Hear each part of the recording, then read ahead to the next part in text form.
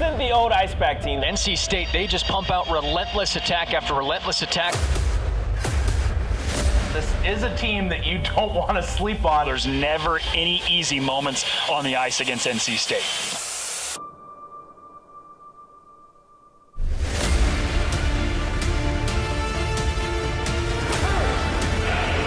NC State with the goal.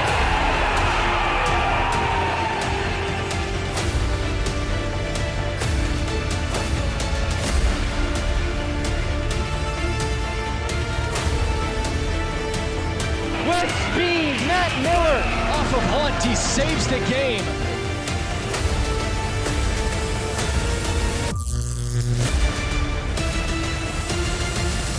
Let's go!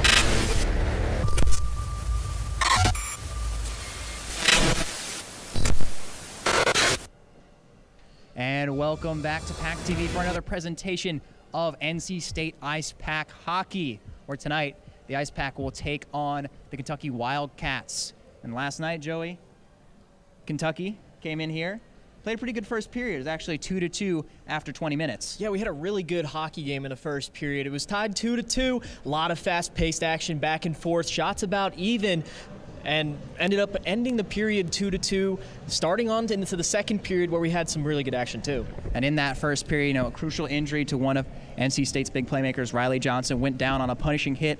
And Kentucky capitalized on the other end with their first goal of the contest. But then going into the locker room, and this was a theme we ended up seeing moved into the second period as well. Garrett Arini scored a big goal late in the first, and then late in the second, it came from Colby Peterson.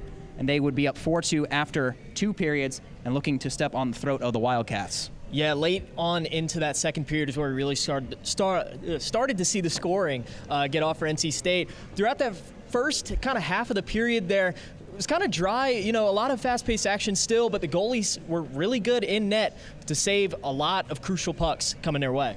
Eric Daniel was very solid in between the pipes last night for the Icepack. And then in the third, seemed like the visitors may have just ran out of gas, maybe experiencing some of that travel fatigue, playing one of the better teams here in ACHA Division II. NC State would go on to win that one by 4 goals by a final score of 6-2. Yeah, and we heard from Coach Healy yesterday that this was actually a lot closer hockey game than the score would say.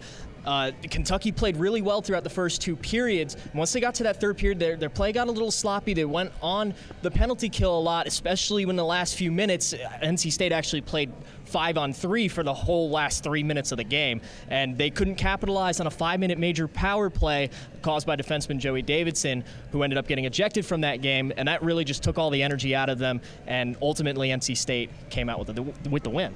Kentucky played a strong game, bolstered by that big top line, particularly Gabe D'Amico, scored 2 goals in that first period. We'll see if they will get involved tonight. We'll take a short break. When we come back, we'll preview a couple lineup changes for the Icepack and get you ready for tonight's matchup between the Wildcats and the Icepack here on PackTV.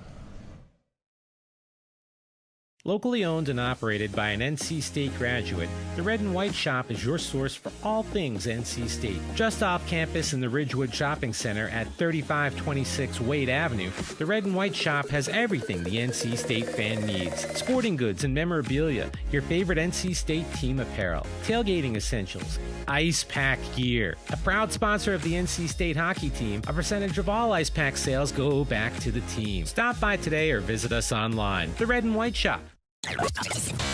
From the top of D.H. Hill Library. Don Diablo. Oh yeah, this is actually in my studio. WKNC HD3 Raleigh. Hey, what's up and what's going on, folks? It's Kid Kinetic, your boy up here at the top of the hour. And guess what I got? A treat that's too sweet to beat. This is Wolf Bites Radio. Oh, that's really sweet. NC State.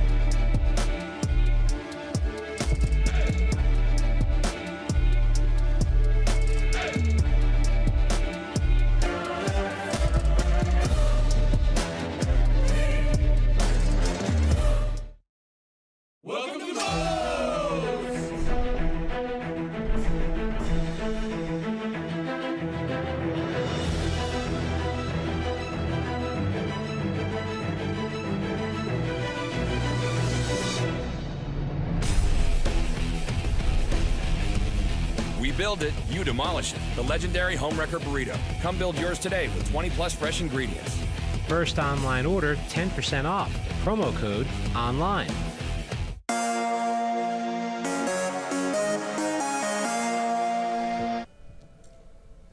And welcome back to pregame coverage of the NC State Icepack on PackTV. Max Gore and Joey Bianconi with you as always. We mentioned there'll be a couple lineup changes for NC State tonight. Riley Johnson drawing out due to the injury.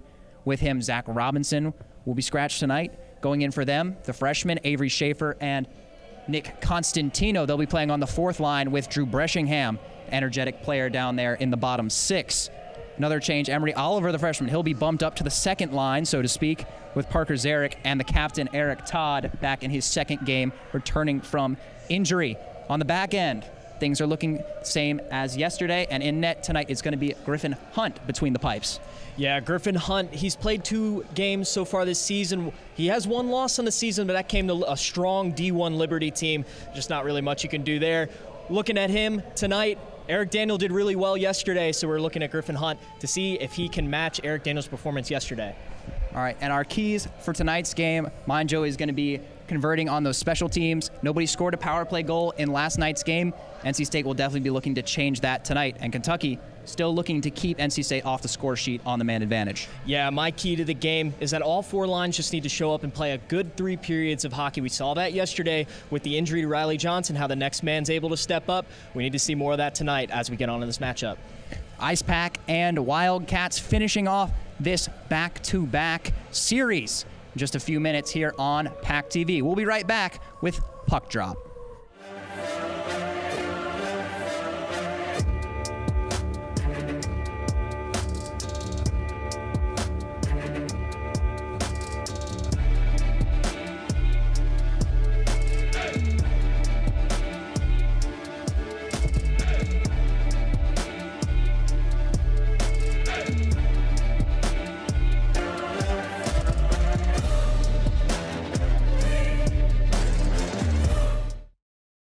Locally owned and operated by an NC State graduate, the Red and White Shop is your source for all things NC State. Just off campus in the Ridgewood Shopping Center at 3526 Wade Avenue, the Red and White Shop has everything the NC State fan needs. Sporting goods and memorabilia, your favorite NC State team apparel, tailgating essentials, Icepack gear. A proud sponsor of the NC State hockey team, a percentage of all Icepack sales go back to the team. Stop by today or visit us online. The Red and White Shop.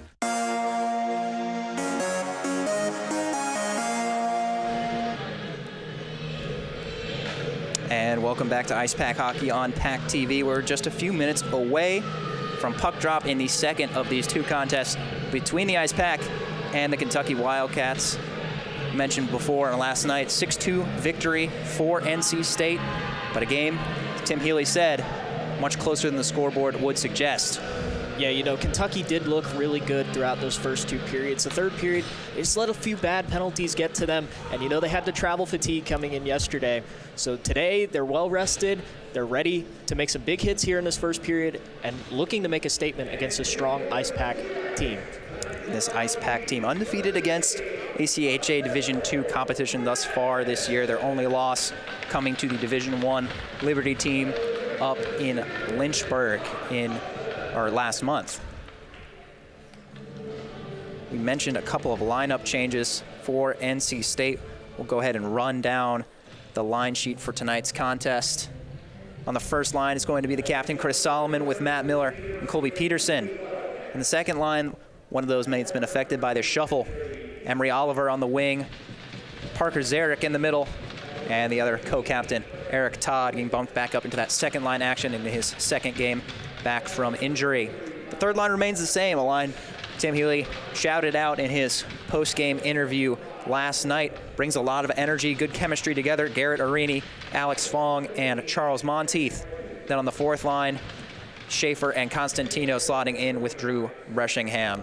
On the back end, veteran defenseman Victor Hugo matched up with the freshman Alex James. Miles Ferrone and Ricky Frosch together as usual, and Jackson Cohen and Alex Robinson rounding out the defense. And of course, between the pipes, once again, Griffin Hunt. Yeah, and I just really like to point out this third line here. You mentioned that they worked really well together yesterday, and it was a huge reason of why the Icepack got that win. Garrett Arini, with the snipe from the face-off circle with a screen in front, really helped spark this Icepack offense in the second period. And you can't go without mentioning Alex Fong. He had a couple assists in that game. Charles Monteith looking strong as well. Some players we'll be looking at from the Kentucky Wildcats, of course, Gary Eastlack, very gifted scorer, one of the best in ACHA. He's with Gabe D'Amico, who of course scored 2 goals in the first period, nearly had a natural hat trick, had many opportunities to end up converting that hat trick, was unable to do so, but was always seemingly lurking somewhere in the offensive zone with a chance for Kentucky. And those two will be playing once again with Brett Quinn. That line, very dangerous, going to provide most of Kentucky's scoring opportunities in a typical game. Yeah, Gabe D'Amico looked especially strong yesterday with the 2 goals, like you mentioned, in the first period, and he did make his presence known throughout the rest of the game. He did have a few scoring opportunities that were really close, but Eric Daniel was able to seal the door on his hat trick. Wildcats and Icepack looking to finish off this back-to-back set here at the Wake Competition Center. We'll take a short break. When we come back, puck drop between the Wildcats and the Icepack.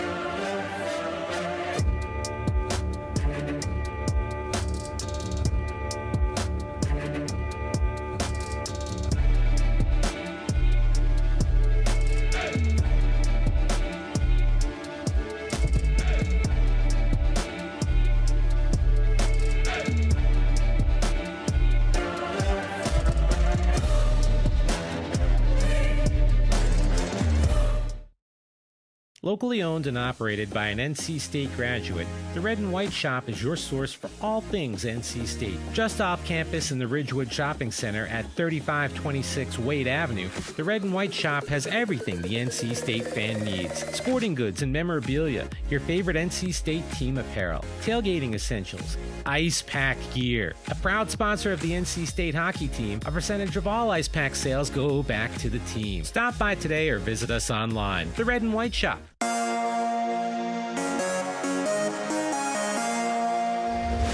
This isn't the old Icepack team. NC State, they just pump out relentless attack after relentless attack. This is a team that you don't want to sleep on. There's never any easy moments on the ice against NC State.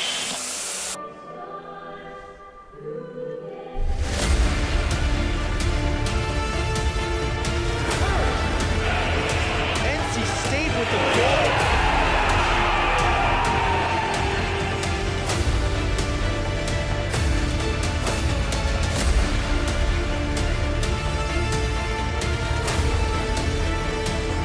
With speed, Matt Miller off of Hunt, he saves the game.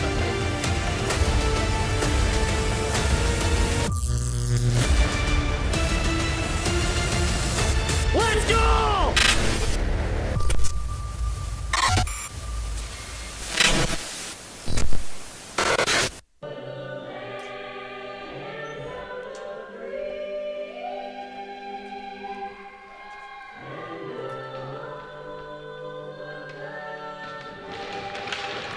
Yet another beautiful rendition of the Star-Spangled Banner here at the Wake Competition Center.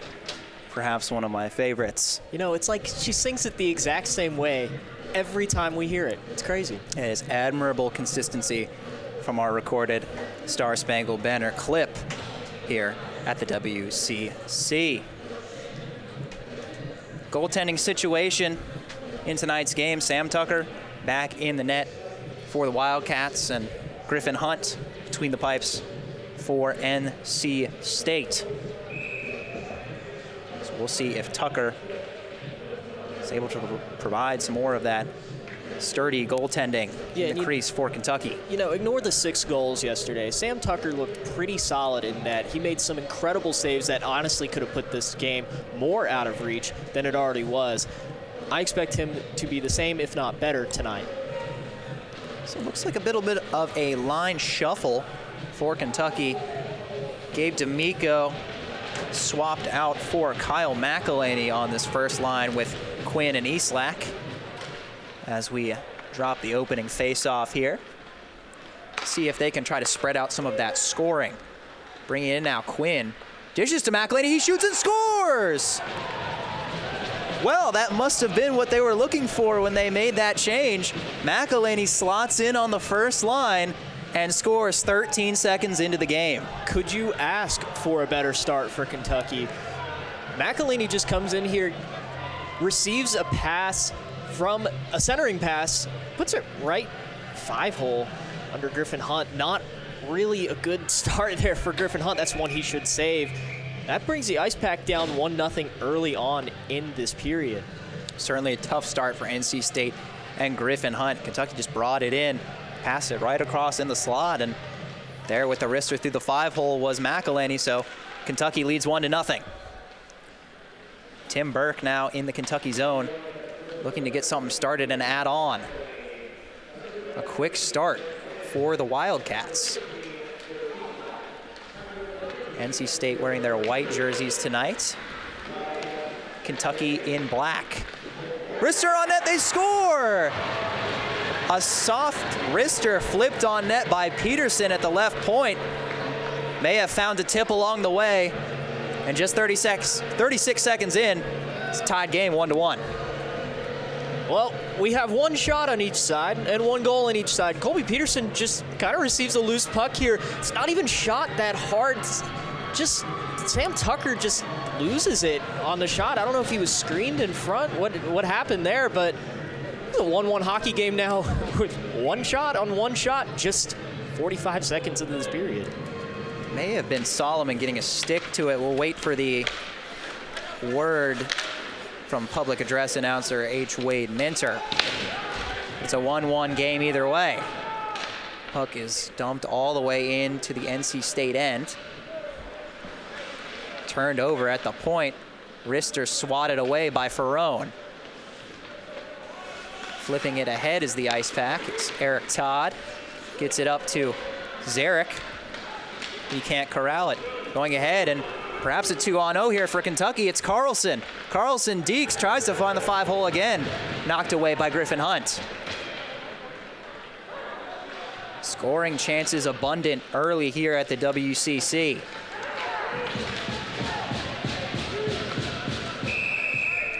And they'll blow the whistle here, and Carlson is gonna sit. Yeah, that's just something Kentucky can't have right now. You know, just started this game, they scored a really early goal, and that puts this strong power play unit of the Icepack on here early. They weren't effective yesterday on the power play. They didn't even get a goal on it, but you know, overall this season, they've looked really sharp on it. Let's see if they can convert here. Missed the signal from the official, but there was a bit of a perhaps high hit thrown by Carlson there just before the whistle, so one would assume that's what it's for. Solomon on the right circle goes cross ice for Zarek. He has an open cage. Great blocker save by Sam Tucker. Zarek just waited a little too long on that. He had the left side of the net open. He just waited too long on it. Tucker able to make the pad save. Solomon now in the right circle, finds Zarek again, wide open net. Oh, just sent it high. That cross ice pass seems to be working well for NC State so far. Solomon controls it, loses an edge, and Kentucky will clear. Two very similar looking scoring chances for Parker. Zarek was just unable to bury it. Yeah, again, on that second shot there, he just waited a little too long and sent it high this time. He had two wide open looks. Solomon flips it cross ice for Peterson. Peterson all the way across for Arini. Arini tried to find Todd streaking through the middle. Peterson will drop it for Solomon now. He gives it back for Hugo. Hugo with a little kind of slap pass. Peterson's shot was deflected up and away, but stays in play.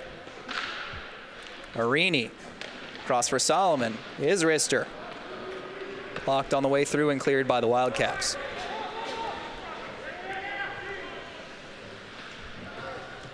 So Hugo back in the NC State zone will look to quarterback something with 30 seconds left on this power play. Carrying it up the ice now is Matt Miller. Drop pass so Alex Robinson can carry it in. His wrister blocked down. Eric Todd's wrister can't get through either. Kentucky fortifying the defenses on the penalty kill. Pretty good penalty kill by Kentucky so far, collapsing the defense, getting the defensive players are getting the saves. Eric Parker isn't really even having to do anything as of right now. Oh, puck just can't be corralled by Alex Robinson. It'll go all the way back. Penalty has concluded. We're back to 5-on-5.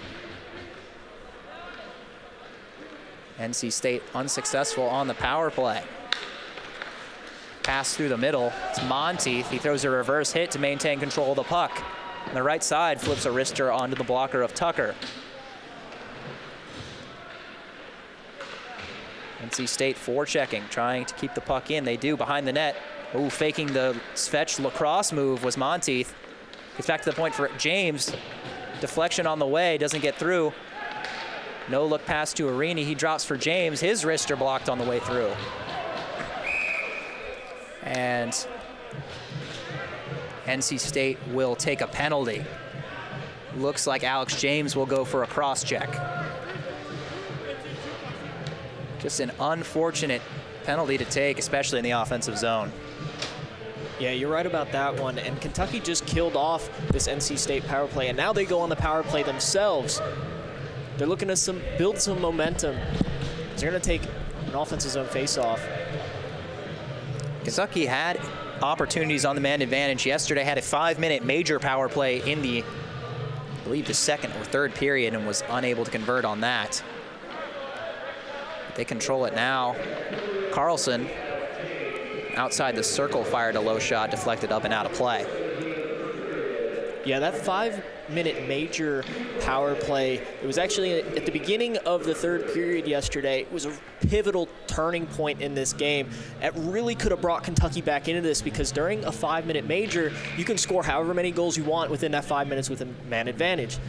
They were down 2 at that point. They didn't convert on it at all, and actually NC State at the end of it brought it back and scored the other way, which really turned the tide in that game. Wrister there deflects into the corner. NC State attempting to kick away the rebound opportunity. Kentucky controls behind the net. It's Cortapella. He tries to find Molker, and it gets deflected to Molitor, and his shot can't find the net. Out of the zone now. Kentucky will re-enter. Chasing after, it's Frosch battling with Cortapella. Stuck in the skates of Frosch. Cortapella comes away with it. In the corner, Molker. It gets down low for Gio Lanera. Up at the point, quick one-touch pass. One-timer is sent high. Cortapella. His wrist shot try, blocked by Todd. Goes all the way around behind the NC State cage. Back for Molitor at the left point. He chips it ahead. Carlson does a little dance with it. Keeps the puck. Tries to drop it to the point for Molitor. Misses the tape. It'll go all the way back down to Tucker. Eric Todd had a few good poke checks in there on the defensive side. Forget that NC State's in control of the puck here. Shot flipped onto the pads of Tucker. Don Johnson with a heads-up play from his defensive position, trying to get an active rebound out in front. The Wildcats reclaim it. 18 seconds to go on their power play. On the penalty to Alex James. Puck is loose in the slot. Quinn fell over, was not able to put it on net. They'll clear it all the way down, and that will take the final seconds off the cross-checking penalty to Alex James. He's released. So both teams 0 for 1 thus far on the man advantage. Contrary to yesterday, you know, we had a pretty clean game throughout the first 2 periods. I believe there was only 1 power play total throughout those first 2 periods. And already early on today, we have power plays by both teams.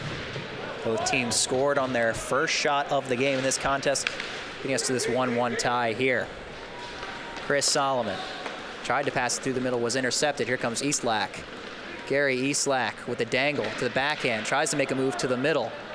NC State defenses won't have it. In the corner, D'Amico. It's turned over to the Icepack. They clear it. Going all the way down, trying to negate the icing with Solomon, but Bartus beat him there. So the faceoff will come all the way back to the NC State zone. Yeah, I like what Kentucky's doing so far. You know, 1-1 hockey game, they're playing with intensity. They're managing to keep the puck in their offensive zone for an extended period of time, forcing an icing here on NC State. See what they can do with it with their offensive zone draw. Puck will drop on the blocker side of Griffin Hunt.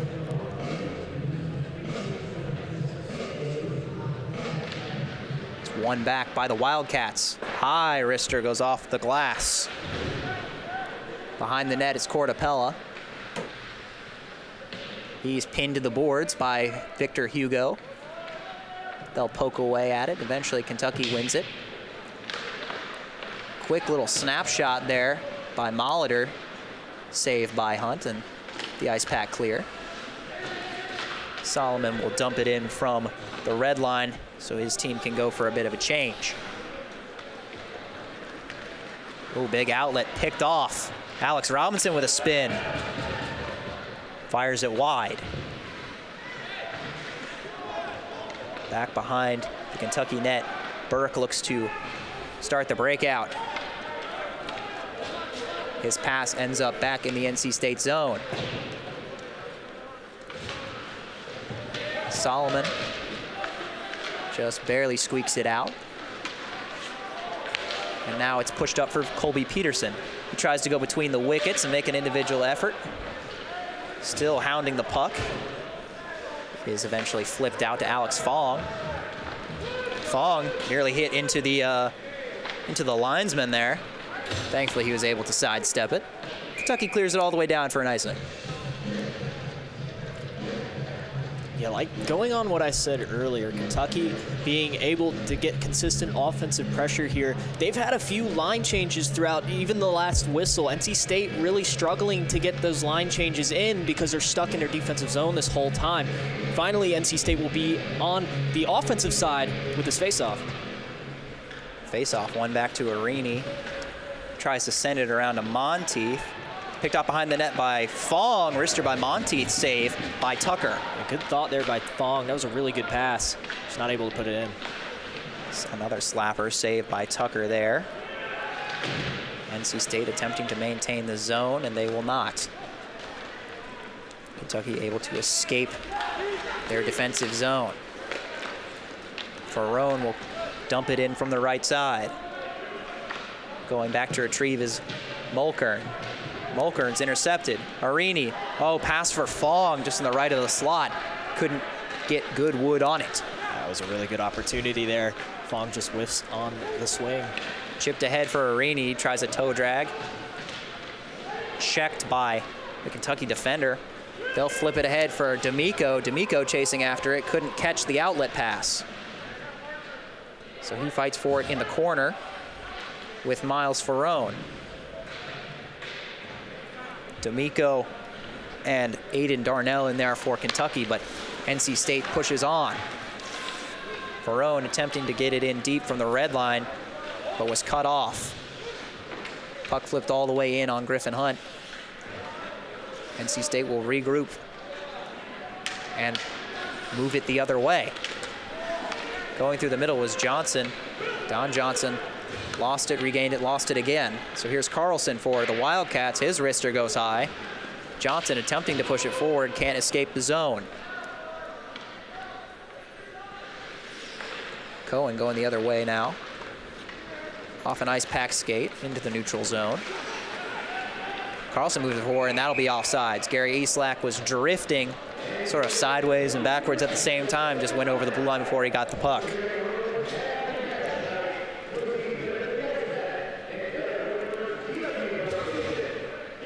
Wildcats were attempting to spring Eastlack for perhaps an odd man rush there, and he just got a little trigger happy going over the blue line.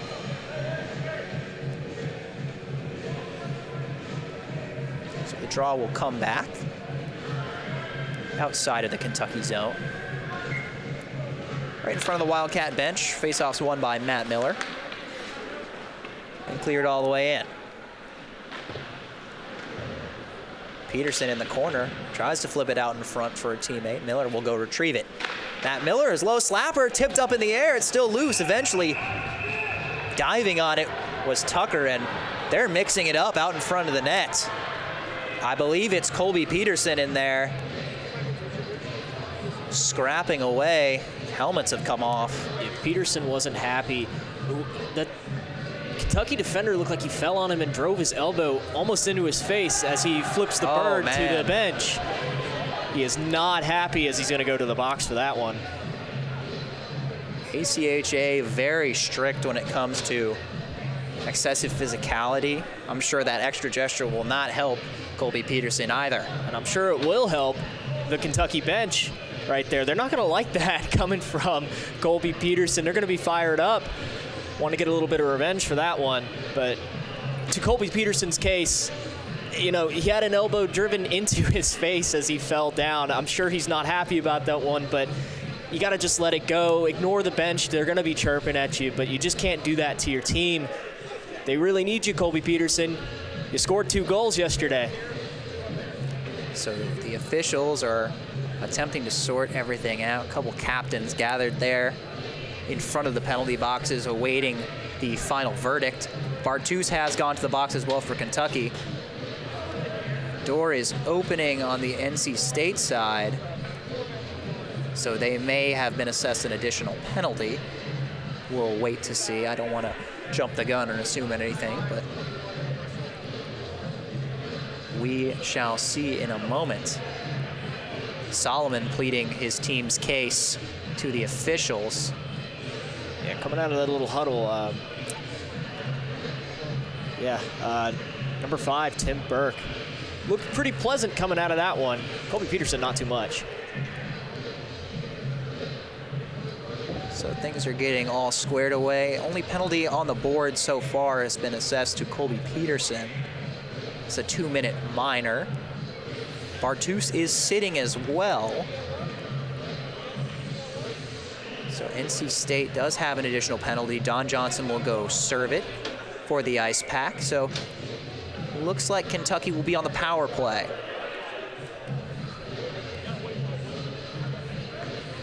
From where we call the game up here at the Weight Competition Center, it's not exactly easy to get the best detail on situations like this, as Kentucky wins the draw here on the man advantage. Burke at the point. Wrister on the way, tipped, and they score. Burke fired the wrister from the blue line.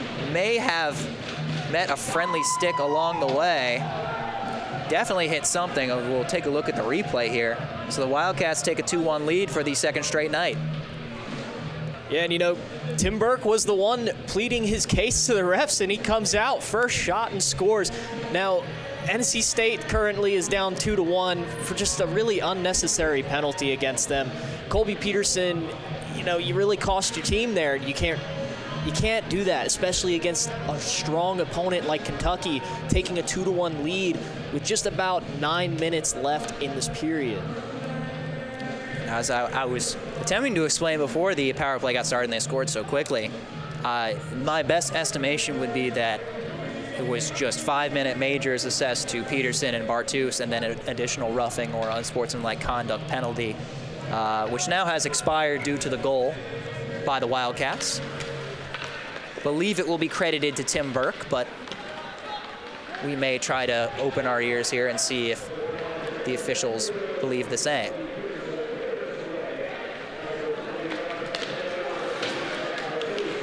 So NC State looking to respond now. A mix-up with Colby Peterson in front of the Kentucky cage with Bartus results in a penalty. And on the ensuing power play, the Wildcats take the lead. Avery James dumps it in. Alex James, pardon me. NC State looking to get something started in the offensive zone. Solomon now in the left circle. Drags and fires off a shin guard of a defender. Solomon in the corner still has control of the puck. Fires it strongly cross ice. A good stick by, I believe it was Eastlack. Gets it out. Stretch pass. Miller with a deke. Outside the right circle, he waits. Drops it back for Victor Hugo. Hugo gives to Breshingham. His shot into the glove of Tucker, and he'll freeze it. And, you know, even in a negative way like that NC State just got scored on the power play, you can never truly count them out of this game. Their offensive firepower is just too strong. As we see here, they're in the offensive zone most of this period. You can't ever count them out. My apologies to Alex James. I keep confusing his first name with Avery Schaefer, and I'm not sure why. It's easy. Maybe because one of them wears 15 and one of them wears 16. But we'll try to sort that out. I promise, Alex. Battling for the puck just inside the Kentucky zone. Breshingham wins it. Gets it to Nick Constantino. Constantino's pass attempt sticked away. Goes down low behind the Kentucky net. Avery Schaefer sticking away at it. It's picked up by Cortapella for the Wildcats, and they clear the zone. Mulkern. And whistle blown dead, and I believe Kentucky will be taking a penalty now. Displeased as he heads into the box is Gio Lanera.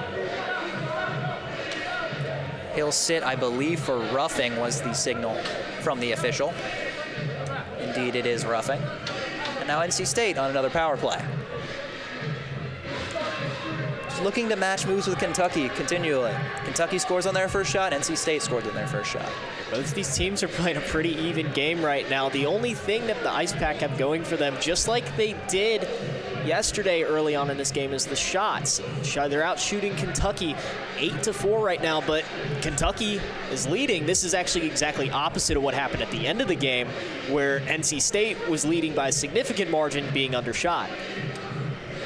Always want to try to find high percentage looks, but the team that shoots more often will, one would think, score more often, but that does not always end up being the case. So cleared immediately down into the NC State zone. They'll look to formulate a little rush here on the power play and even things up. Chris Solomon on the left side. Tries to dangle through the middle. Knocked away by Bartus. Bartus takes a tumble as it gets to Arini. Garrett Arini to Hugo. One touch pass to Zarek. Across the ice to Solomon. His wrister saved by Tucker. Wow, that was a close one. Really good passing there by NC State, confusing this Kentucky defense, giving them an open look to the net. Wrister by Zarek pops up in front of the net. It's loose.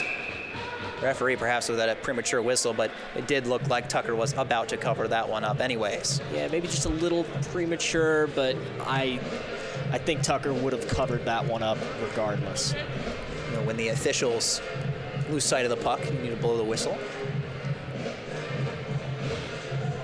Minute and 18 seconds remaining on the power play for the Icepack. It's Quinn against Zarek on the face-off dot. Zarek wins it back to Victor Hugo. Hugo across to Solomon in his favorite spot up on that right circle. Gives back to Hugo. He winds a slap shot low. Stopped dead on the way through and sent all the way back down. Looks like Emery Oliver will be getting some power play minutes tonight as well. He's out there with Arini and Zarek as the forwards. Got Solomon back there and Hugo as the point man on this unit. Zarek goes cross ice for Solomon. Solomon toe drag, couldn't quite get the shot on. Zarek on the left circle, drops for Hugo.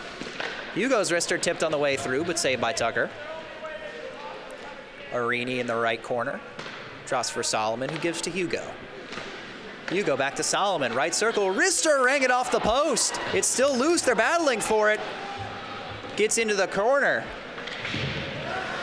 Kentucky cannot clear the zone though. Zarek, once again, Solomon on that right circle.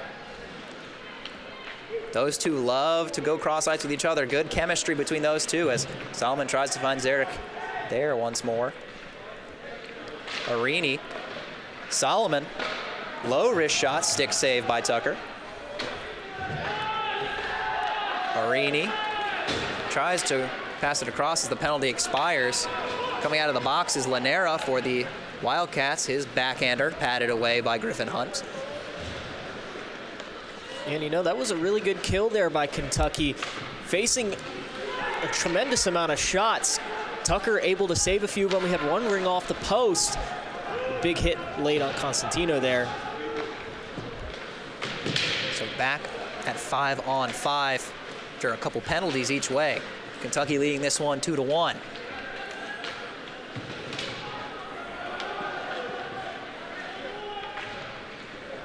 Cooper tries to push it ahead for Kentucky.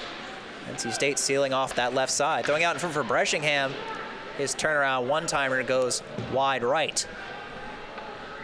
Eamon Mulker now behind the net. Flips it ahead for D'Amico. D'Amico sends it off the board and all the way down. Hunt will leave it for his teammate Ricky Frosch. Monteith makes a move to the middle, loses an edge, but gets it over to Constantino. Arini tries to thread a pass through a bunch of defenders, doesn't find a home. They do manage to push into the offensive zone, but immediately taken away by Dan Cortapella. Passes just can't seem to find the tape for either team right now. Arini tries to dig it out from the boards. He's got it. He faces a hit from Cortapella. It squirts free, finally picked up by Monteith. He doubles back to try to slow things down for a second. Find his own net. Drops for Fong. Fong sends it around for Frosch, who gives it right back. Delayed penalty here on Kentucky. Puck is deflected, eventually touched up. So the Icepack will go on another power play. Yeah, the Icepack really needed that. A lot of sloppy play here within the last few minutes. Ignoring that penalty for a minute, NC State was really in trouble there in their defensive zone, just passing it back and forth behind the net, not really able to break out. This is the luck that they needed to be able to try to get some offense going. We've seen the power play so far tonight be ineffective for the Icepack, even though they've done really good on the season so far. Even against Kentucky yesterday, the power play looked awfully weak. Penalty kill here seems to have the answer to stop this powerful power play by the Icepack. Kentucky's penalty kill has been incredibly effective in these two games so far. So Molitor will sit 2 minutes for interference. NC State on the man advantage. Solomon trying to get something started once again. He's knocked down. Still comes away with the puck and draws for Victor Hugo. Hugo gives to Peterson on the outside of the circle. High slot shot by Solomon, saved by Tucker. Hugo's slap shot tipped on the way through. Rebounds loose. Zarek fires a wrister, easily knocked away. And the net falls on top of Sam Tucker, the goaltender. I'm not sure how that happened. Maybe we'll get another look. Yeah, that was not something you see every day. Let's take a look at what happened here. It just looks like a little bump into the net. Arini had to sort of just eat that and fell into the cage. Normally you see those checks go up against the glass, but for whatever reason we decided to go the opposite way into the net, have the net collapse on the goalie. And it would appear they're actually going to assess a delay of game penalty to NC State for that, saying it was purposeful. Again, just one announcer's best guess until we see a signal from the official. He's skating to the middle now. I don't know if that's really NC State's fault, though. It looked like he was checked into the net. Let's take a look at what really happened. Yeah, he was kind of checked into the net. It popped back up. I really don't think that's NC State's fault. I think that's a missed call by the officials there. Still not sure if that's exactly the call. It wasn't even Zarek who was knocked into the net. It was Garrett Arini. Maybe there was something after the play. Regardless, Zarek has been assessed a 2-minute penalty. So we'll have 1:24 of 4-on-4 if things hold as they are right now on the scoreboard. 2:39 remaining here in the first period. Again, another lengthy discussion between the officials and captains, trying to get everything sorted out. Yeah, that's the second time this has happened so far in this game. We're not even a period in yet. Seems to be a lot of chippiness between these two teams, sorting out a lot of penalties early. Tim Healy expressing his frustration with the officials as well. Tim Healy, I believe, has the same opinion as us up here in the booth. We don't really see how that could be NC State's fault. So, is a penalty on Zarek. The faceoff comes outside of the zone. 4-on-4 hockey for 1 minute and 24 seconds. Peterson will take the draw against Quinn. And Peterson wins it. Colby Peterson flipping it to Solomon. Solomon going cross ice for Alex James jumping in. James's low wrister, stick save. Solomon picks it back up and flips it up for Peterson. Turns around with a quick shot. Another pad save for Sam Tucker. Huge hit to Solomon over there while he releases the shot. Get the Solomon forechecking here. Going after Bartus. These guys all appear to be very fired up right now as that puck is frozen by Griffin Hunt. Yeah, I actually heard Coach Tim Healy there screaming, hold, hold, hold to Griffin Hunt, trying to get these guys a break. So we saw a little 4-on-4 hockey there, a lot of open ice. You got to be quick. These guys get tired really, really, really fast on opportunities like that. Carlson on the draw against Miller. Tied up, one back by Kentucky, but pushing ahead is NC State. Could be a 2-on-1 opportunity. Alex Robinson, nice pass, but Garrett Arini couldn't quite handle it. Now the other way, another odd man rush, 3-on-2 for the Wildcats. Stopping and looking is D'Amico, flip to the front of the net, tip, save, another save by Hunt. NC State escapes danger. A little bit of a mix-up behind the play with some sticks as well. Robinson carries it into the offensive zone. I believe he had a little help there by Garrett Arini, helping make that save, helping clear that puck. Good job by Griffin Hunt, though, keeping his composure, not letting that puck slip by. Cross-ice pass, tipped over to Miller. Miller, his low try blocked on the way through. Good defensive play by Colin Holtz. Don't believe we saw him last night. So Holtz will carry it through the middle now. And they will enter the zone offsides. So now on the man advantage is Kentucky for another 26 seconds. Looking to close out the period strong. Maybe put another one on the score sheet going into the locker room. Yeah, we saw a few odd man rushes there. Then that last little sequence of events, which led to some pretty good scoring opportunities. Luckily for both teams, not letting those pucks slip by into the net. Burke tries to dish one off for his teammate Molitor. He gets through. Cortapella along the outside. Wrap chance! Save by Hunt. Weren't sure at first if it had gone in. They'll clear it and salt away the last few seconds on the penalty kill. So we're all squared away, 5-on-5 for the final 30 seconds of this period.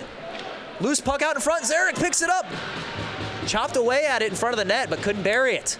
They're tied up behind the net now. Still battling, Cortapella and Emery Oliver. Eventually gets the sideboard for Gio Lanera. He plays it back for Toby Cooper. 10 seconds to go. Time for one final rush for the Wildcats. It gets in deep as the final seconds are ticking away. Cortapella in the corner, tries to find a cross-crease pass, and that'll do it for the first period. So a lot of action, a lot of chippiness here in the first. A couple goals on the first shot of the game for both teams, and Kentucky would eventually put themselves up ahead. So they've got a 2-1 lead heading into the locker room after 20 minutes. Yeah, Tim Burks ended up scoring the goal that put Kentucky over NC State in this one. We saw, especially in the end of this period here, a lot of offense, a few odd man rushes, really fast-paced play. Both teams will definitely look to continue this moving on into the second period. Again, about as good of a hockey game as you could ask for in terms of an entertainment and viewership perspective. Don't go away, because that's likely to continue. Intermission coverage on PackTV coming up after a short break.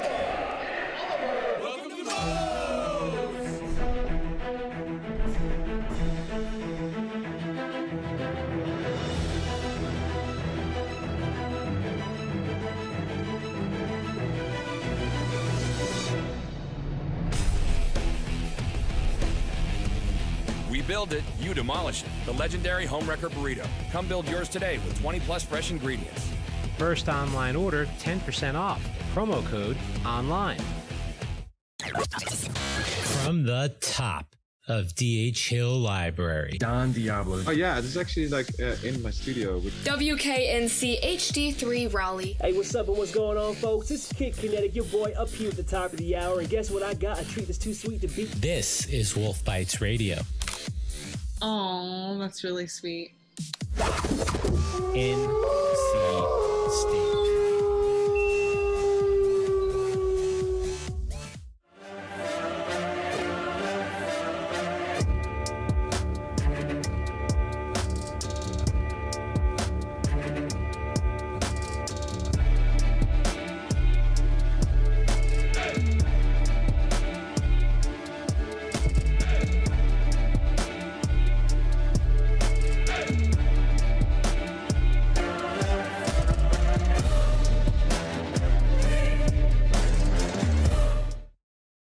Locally owned and operated by an NC State graduate, the Red and White Shop is your source for all things NC State. Just off campus in the Ridgewood Shopping Center at 3526 Wade Avenue, the Red and White Shop has everything the NC State fan needs. Sporting goods and memorabilia, your favorite NC State team apparel, tailgating essentials, Icepack gear. A proud sponsor of the NC State hockey team, a percentage of all Icepack sales go back to the team. Stop by today or visit us online. The Red and White Shop. So with the fans, I mean, it sucks not having them here this year because they're an integral part to any time we have a home game. Their support and helping us get to nationals 2 years ago was just incredible, and how the community kind of rallied behind us and helped us get there. I mean, that was amazing. So if we could even have some semblance or replication of what happened 2 years ago this year, that would be absolutely unreal. This year specifically, we have a really, really good shot to, find some success and have a shot at winning that national title. And, the boys in the room believe we can do it. The coaches believe in us. Any support we can get would be amazing. You can donate at www.icepackhockey.com. This would help our team get to nationals, pay for flights, hotels, any transportation like buses and things like that. So we'd really appreciate your help in getting us there and helping us achieve our ultimate goal of winning that national championship. Thank you.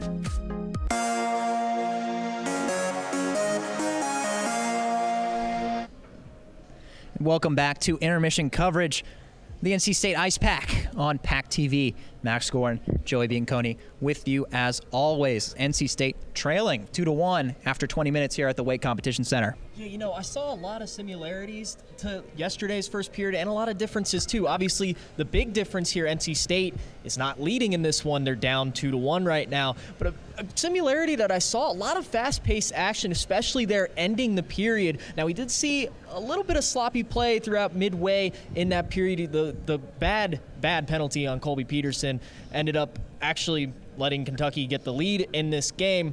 Sure, Coach Healy will be having a discussion with him, but can't narc on Colby Peterson too hard because he did have the one NC State goal early on in that period, I believe like 35 seconds into that period.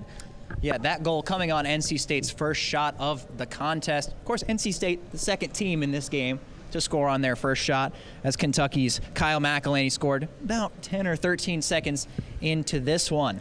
So lots of back and forth action, and you saw, especially as you mentioned here just a second ago, lots of odd man rushes going back and forth. These two teams really leaning on their speed and their skill to try to create chances and get those odd man rushes and get those open shots. Yeah, and you mentioned the odd man rushes. We're talking about the power play here. Both teams ineffective so far, 0 for 3 each. Now, we've had a lot of power plays so far in this period, which is unlike the first period of yesterday, where we had a pretty clean period for the most part. And, both teams having 3 chances on the power play and not converting, that's keeping NC State in this game a little bit. So far, Kentucky wishes they could probably convert at least 1 or 2 of those, get them a bigger lead going on into the intermission. The man advantage probably feels like a man disadvantage at this point, as in both these 2 games, no one has scored a single power play goal, and both teams have had a bevy of opportunities on that man advantage. We'll take a short break. When we come back, you with a little bit more intermission coverage. talk about our keys to the second period, and get you prepped for more game action here from the WCC on PackTV.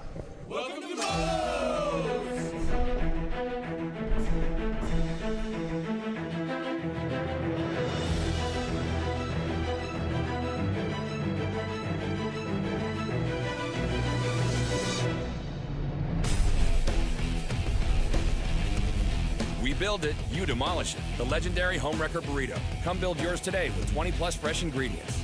First online order, 10% off. Promo code ONLINE. From the top of DH Hill Library. Don Diablo. Oh yeah, this is actually like in my studio. WKNC HD3 Raleigh. Hey, what's up and what's going on, folks? It's Kid Kinetic, your boy up here at the top of the hour. And guess what I got? A treat that's too sweet to beat. This is Wolf Bites Radio. Oh, that's really sweet. NC State.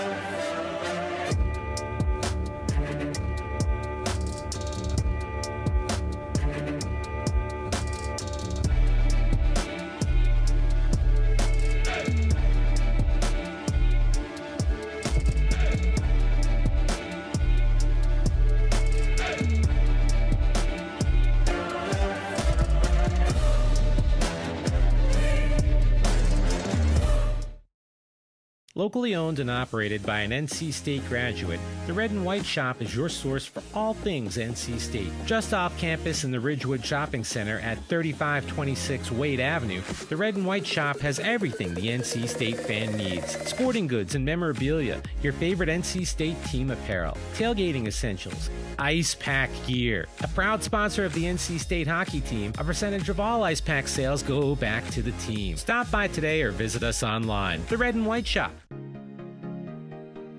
So with the fans, I mean, it sucks not having them here this year because they're an integral part to any time we have a home game. Their support and helping us get to nationals 2 years ago was just incredible, and how the community kind of rallied behind us and helped us get there. I mean, that was amazing. So if we could even have some semblance or replication of what happened 2 years ago this year, that would be absolutely unreal. This year specifically, we have a really, really good shot to, find some success and have a shot at winning that national title. And the boys in the room believe we can do it. The coaches believe in us. Any support we can get would be amazing. You can donate at www.icepackhockey.com. This would help our team get to nationals, pay for flights, hotels, any transportation like buses and things like that. So we'd really appreciate your help in getting us there and helping us achieve our ultimate goal of winning that national championship. Thank you.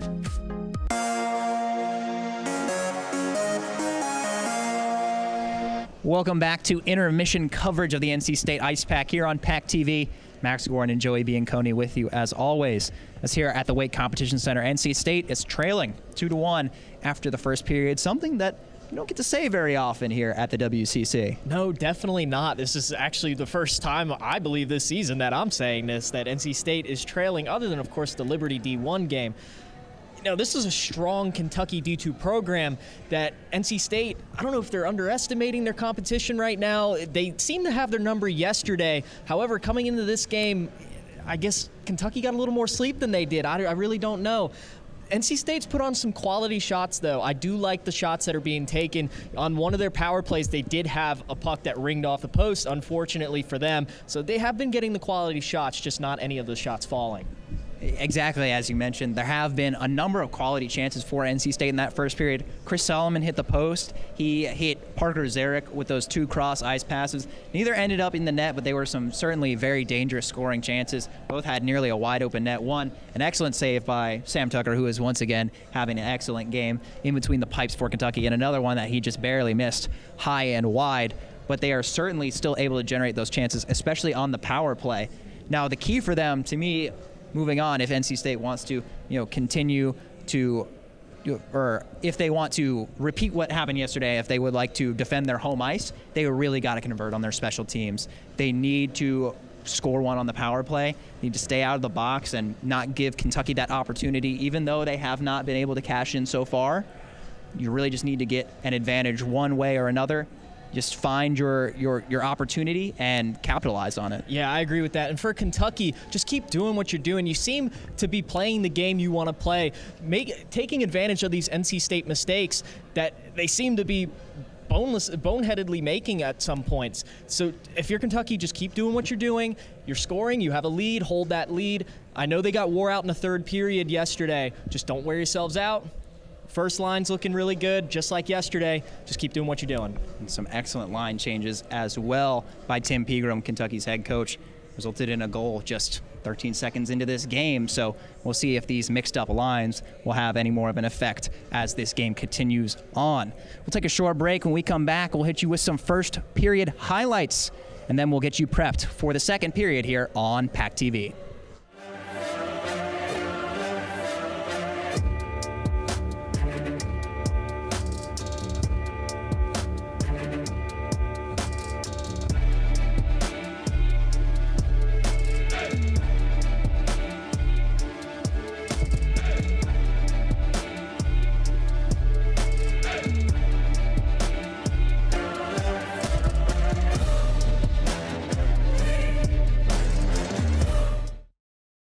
Locally owned and operated by an NC State graduate, the Red and White Shop is your source for all things NC State. Just off campus in the Ridgewood Shopping Center at 3526 Wade Avenue, the Red and White Shop has everything the NC State fan needs. Sporting goods and memorabilia, your favorite NC State team apparel, tailgating essentials, Icepack gear. A proud sponsor of the NC State hockey team, a percentage of all Icepack sales go back to the team. Stop by today or visit us online. The Red and White Shop.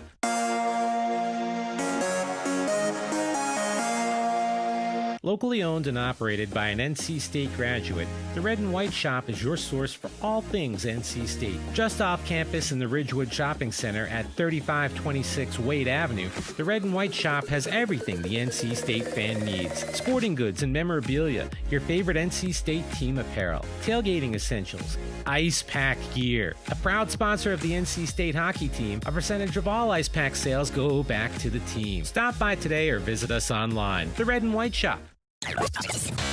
From the top of D.H. Hill Library. Don Diablo. Oh yeah, this is actually like in my studio. WKNC HD3 Raleigh. Hey, what's up and what's going on, folks? It's Kid Kinetic, your boy up here at the top of the hour. And guess what I got? A treat that's too sweet to beat. This is Wolf Bites Radio. Oh, that's really sweet. NC State.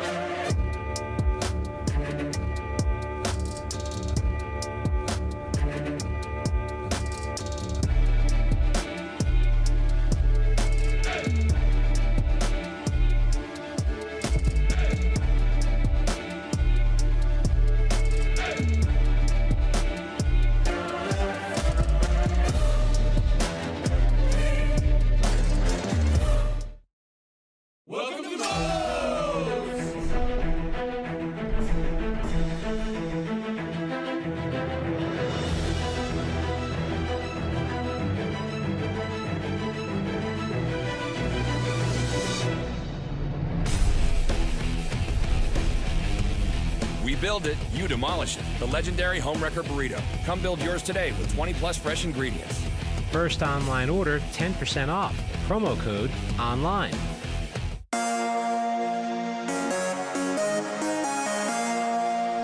Welcome back to Ice Pack Hockey on PackTV. We'll take you through a couple of highlights from the first period. As you see right off the opening draw, Kentucky came down. McElhaney slotting in on that first line. Just came in and buried a shot just 13 seconds into the game, but NC State would respond very quickly here. Their first offensive opportunity of the game. Peterson with a little flip shot on, and it finds its way through to tie it up. Yeah, you know, a very odd start to the game. You don't really see that too much in hockey, each team going 1-for-1 on both their first shots. Lots of back and forth action after that. Both these teams, a lot of speed and a lot of skill, led to a lot of rushes. As you can see, here were a couple chances for NC State where Chris Solomon was finding Parker Zarek with a little cross ice pass on the left circle. That first one, a great blocker save from Sam Tucker. And then this second one, another good opportunity for Zarek, and he just sent it high and wide. Yeah, unfortunately, Parker Zarek not able to get that shot off as quick as he wanted to, allowing Tucker to make some pretty good saves. NC State would have their opportunities, established a good bit of pressure in the offensive zone in the first, but eventually that would change due to a penalty to Colby Peterson here right at the beginning of the Kentucky power play. Tim Burke from the point just fired the wrister on, may have found a friendly stick, ended up in the back of the net, and Kentucky took a lead 2-1. Yeah, that was a really big turning point in this game. That put Kentucky over NC State for the first time in this period, and Kentucky was really in the driver's seat for most of the end of the period. NC State's special teams woes would continue here. They had 3 power plays in the first period, unable to convert on any of them. Did generate a good few quality chances, though. As we'll see here in just a moment, Chris Solomon doing his thing on the right circle. Would just step into a wrister and just rang it off the iron, unable to find twine with that wrister. Yeah, and again, NC State are getting off some really good shots. They've outshot Kentucky 16-8 in this period. Just Kentucky's been able to find the net more than NC State has. And you see here the controversial moment from late in the first period. Hit ended up knocking the goal over and stopping play. A penalty would result to Parker Zarek. A lot of exchanges between officials and players and coaches. Not much would come of it, though. No more goals were scored in the first period, but that doesn't mean there weren't any more chances. 4-on-4, there's a lot of open ice, can lead to a lot of these odd man rushes. That pass there from Alex Robinson did find the tape of Garrett Arini. He was just unable to control it. Then immediately the other way on the odd man rush, Kentucky 3-on-2. It was a loose puck out in front, but Hunt closed the door. Yeah, we saw a lot of speed from all lines of Kentucky and NC State there within the last few minutes, especially on those 4-on-4. A lot of open ice, a lot of room to skate. You get your really good skaters out there, give them the opportunity to get a shot on goal. One of them's going to fall eventually. NC State, Parker Zarek was hounding the net there, that final opportunity in the first period. Didn't score on it, but another quality shot for NC State. So that's how we got to now. 2-1, Kentucky is the score. Second period coming up in just a moment.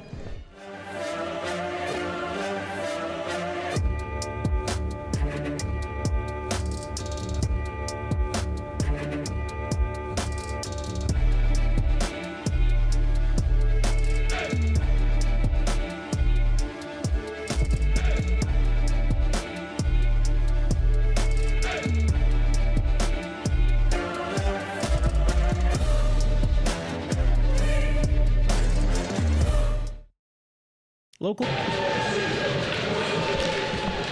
And there's the second period puck drop here from the Wake Competition Center. NC State trailing 2-1 to a very tough Kentucky squad as McElhaney brings it in along the right side. He's pinned to the boards. A good defensive play by Miller for NC State to pick up the puck. Puck is flipped on in on Griffin Hunt. He'll play it over to James, and NC State will attempt to start a rush. Can't seem to maintain control of the puck, though.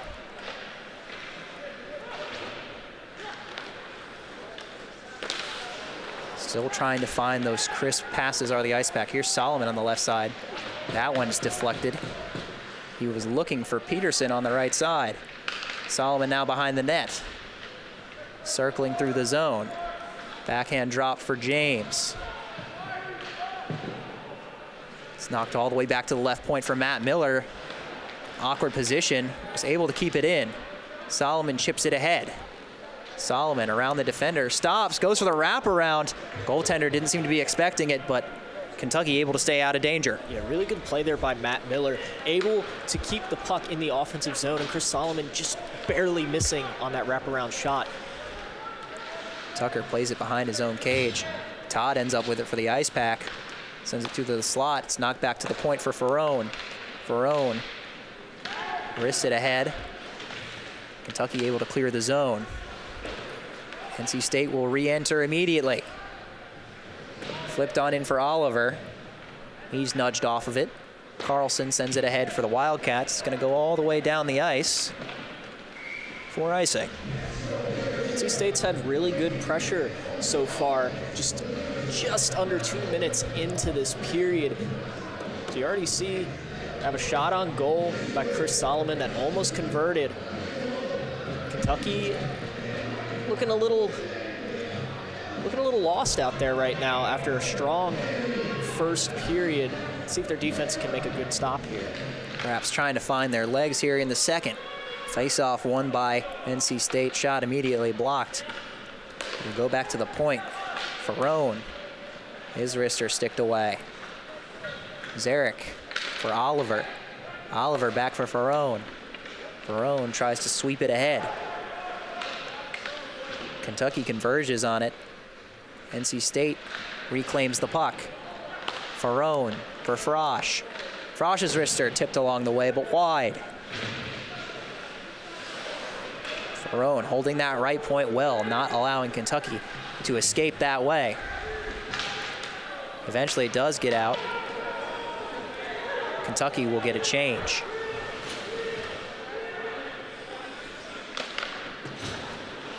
Ferrone tries to get an outlet pass ahead. It's dumped all the way into the Icepack zone though. Cortapello will give chase for Kentucky in the right corner. He throws it out in front. Just whiffed on by D'Amico. A really good chance there by D'Amico. NC State's defense, though, credit them. They did a really good job at collapsing in front of the goalie, getting a block. Kentucky peppering shots in there. There was a good block by the co-captain Eric Todd. NC State with some speed now. Arini to the front, backhand. Couldn't bury it on the short side. So a couple good chances on both ends. Digging it out now, Mulkern for Cortapella. Up to D'Amico. D'Amico, low wrister, low save by Hunt. Monteith, speedy player, he'll carry it through center, but he'll double back and look for a teammate. He gets it in the stick of Alex Fong, and it's going to be a slashing penalty here assessed to Dan Cortapella. NC State already with their fourth power play opportunity of the contest. We'll see if they can cash in and tie this game up. You know, sooner or later, one of these power plays is going to fall into favor for the Icepack. Like we mentioned in our intermission report, the 3 power plays that they've had so far have had really good opportunities on each of them, just the puck not being able to find the back of the net. They looked really solid on that power play, however, just not being able to convert. They need a conversion coming up here pretty soon. Faceoff goes back and slapped out of the zone by the Wildcat captain, Gary Eastlack. It is always tough to start power play with the puck getting immediately cleared out. Solomon will send it all the way around. Chipped in deep, eventually coming away with it. It's passed over to Solomon, his wrister blocker saved by Tucker. Zarek stops and turns, sends it across. Solomon again, top of the right circle, his wrister high and right of the net. Hugo slap try. Can't seem to get it in between the pipes. A dangle from Zarek, he's knocked down, and puck is cleared by Eastlack. Brett Quinn had a really good block there on one of those shots faced by Sam Tucker, just putting his body out on the line. That would have been a shot on goal by Solomon. However, he gets the block, saves his goalie from having to make a save. Halfway through this Icepack power play. Let's drop back. Solomon's wrister, another save by Tucker. He's looked very sharp once again tonight. Puck just squirts through Solomon at the left point. You know, we saw it specifically on the Arini goal yesterday about having to put out a screen in front of Sam Tucker to get that puck by. Icepack need to get back to that, get Tucker screened as we see a shot on goal right there, beautifully blocked by Tucker. A good opportunity. Eric Todd was lurking in the slot. Now the other way. D'Amico, individual effort, short-handed. Couldn't quite get a strong shot on. Peterson now will attempt to get by on the outside, but couldn't corral the puck. Ends up on the stick of Todd. He'll give it to Matt Miller. Miller with just a couple seconds remaining on this power play, and he's tripped up, and that's going to be another penalty for the Kentucky Wildcats. Yeah, honestly, if he wasn't tripped right there, that might have been a goal. As we get a little scuffle here at the end of the play, Matt Miller had a pretty good deke coming on at just the ending stages of this power play with only 4 seconds left. Like I said, if he wasn't tripped, that had a pretty good shot at going in. Eamon Mulkern will sit for tripping. Just 4 seconds remaining in that initial penalty to Cortapella. It's going to be 5-on-3 for 4 seconds, and then basically another traditional power play for NC State, their 5th of the game. You have to assume Tim Healy really wants to cash in on this one. He definitely wants to cash in, and I'm sure that was something he mentioned going into the locker room during intermission. Saw that they were 0 for 3 on the power play. He knows he has a strong power play unit. He knows he has a lot of fast guys that can get the puck. Just like that shot attempt there. Quick opportunity on the 5-on-3 for Hugo, but was blocked on the way through. So another power play for NC State. Essentially resetting that 2-minute clock. Another chance. Solomon tries a little curl and drag through his legs, is denied by the Kentucky defense and sent all the way down. Cortapella was coming after it for Kentucky, so Hunt simply had to play it along himself. Emery Oliver will take it in. Arini, wrister high. NC State maintaining control. Solomon, right circle. Into the slot, Oliver low shot, rebound tapped at, but saved by Tucker, and maybe a little skirmish there after the whistle, but nothing will come of it. You know what? So we've talked about it for the past 2 broadcasts here. Sam Tucker just looks absolutely phenomenal in net as he comes out, sticks his left leg out to get the pad save. That was a really good shot on goal by NC State, just not able to get it past that elite goaltending of Sam Tucker. Faced nearly as many shots as he had all game last night. Not even halfway through this contest. He's already made 24 saves. So a great performance so far for Sam Tucker. About a minute remaining on this power play on the trip by Eamon Mulkern. Wrister from Monteith blocked on the way through. Alex Robinson picks it up at the point. Fakes the slapper. Gives to Peterson. He gives it down low to Matt Miller, and he scores! Matt Miller down in the dirty area. Got the puck. Somehow was able to solve Tucker from so close in. And now it's 2-2. You know, I mentioned before the screening in front of Tucker is the way you're going to score against him, and Matt Miller actually does it for himself here. You see a shot on goal here, just deflected off. Matt Miller just cleans it up. Tucker lost where it was, and that's honestly what NC State needs to do here. Just get more bodies in front of Tucker, make him lose sight of that puck to get it into the back of the net. Now we have a tie hockey game here with just over 12 minutes left. I think that was a heady play there by Colby Peterson. Saw Matt Miller lurking down in front of the net, got it to him, and let his teammate make the play from just to the side of the net. And now we've got another discussion.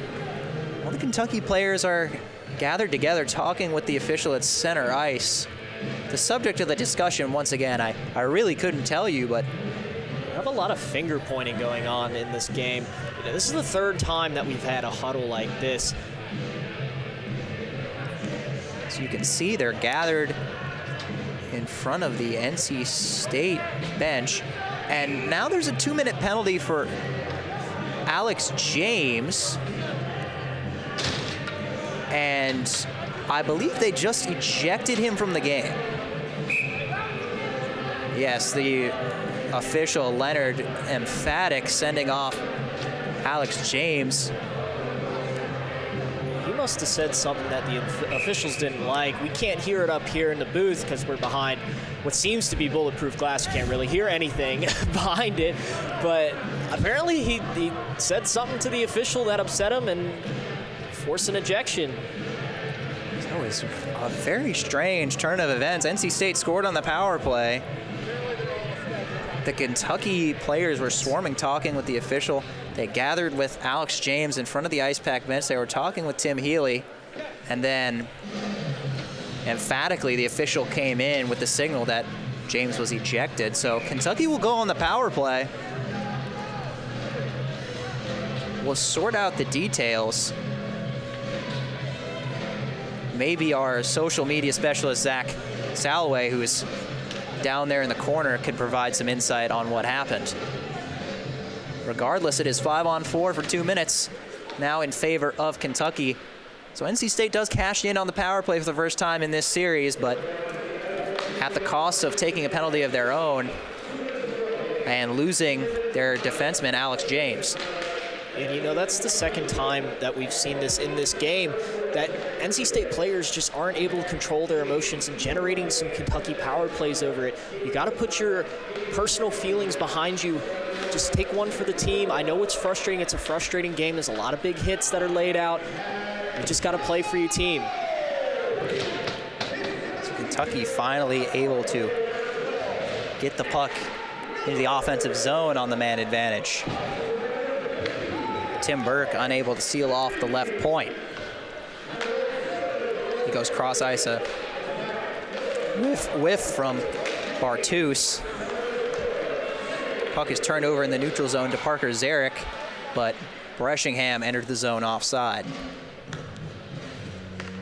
Even down a man here, NC State manages, even though it's offsides, to get into the offensive zone a man down. I was talking about this earlier, about how this offensive firepower of NC State can't be ignored, even if they're a man down. There's just too much firepower on this team, too much depth to ignore for this Kentucky Wildcat squad. A minute remaining on the power play for Kentucky. Lanera looking for Cortapella. Eventually found him. Cortapella's got it in the right corner. Cortapella still holding that puck. Very patient, looking for his options, fires a wrister. Saved by Hunt. Carlson on the left side now.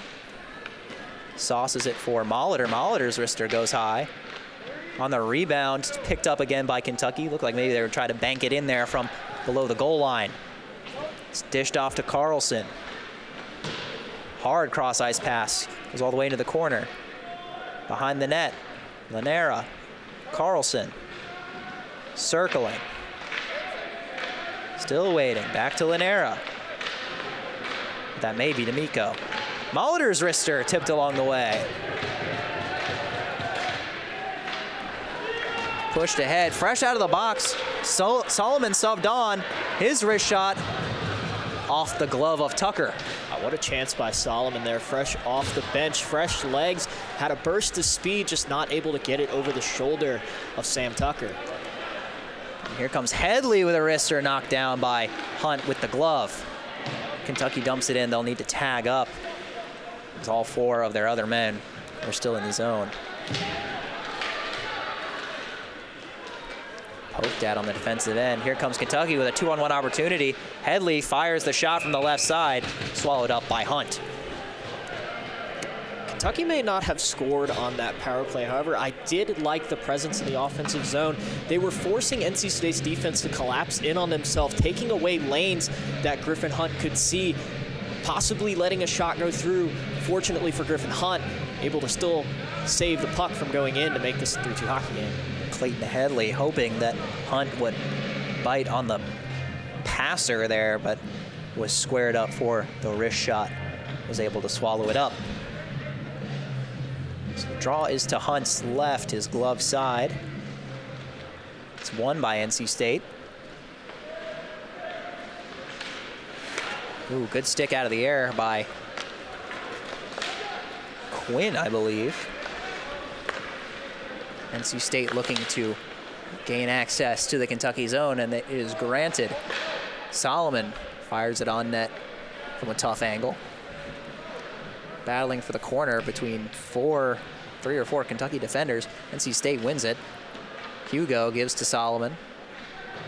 Solomon gives to Peterson. Tries to connect with Johnson. There's a delayed penalty on the play. Eventually touched up by Kentucky, and another NC State power play incoming.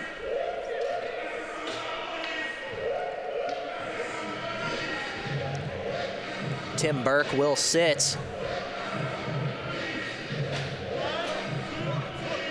Hooking call on the defenseman, the junior for the Wildcats. You know, we've seen some offensive explosion from both teams into both of these periods, honestly, but a lot of power plays, a lot of just sloppy play, a lot of unnecessary power plays generated from both these teams.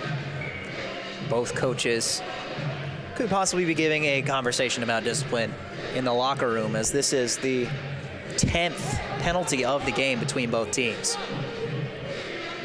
Zarek tying up the draw, gets back to Solomon. Solomon's turnaround backhand pass to Hugo. His wrister tipped and scores! Looked to be deflected along the way. Emery Oliver leading the line. Looks like it's going to be credited to him. The Icepack take a 3-2 lead. Well, that was a quick response from NC State, wasn't it? Didn't take too long. Wins the faceoff. Solomon with a beautiful backwards pass straight to Emery Oliver as he puts it over the stick side. Carolina Hurricanes fans may recognize that shot. Looked a lot like the one Jesperi Kotkaniemi scored in Montreal just a few days ago. Fans of the Icepack may have a vested interest in the Hurricanes. In case you were wondering, they did win 5-1 against the Columbus Blue Jackets tonight to improve to 4-0 on the season.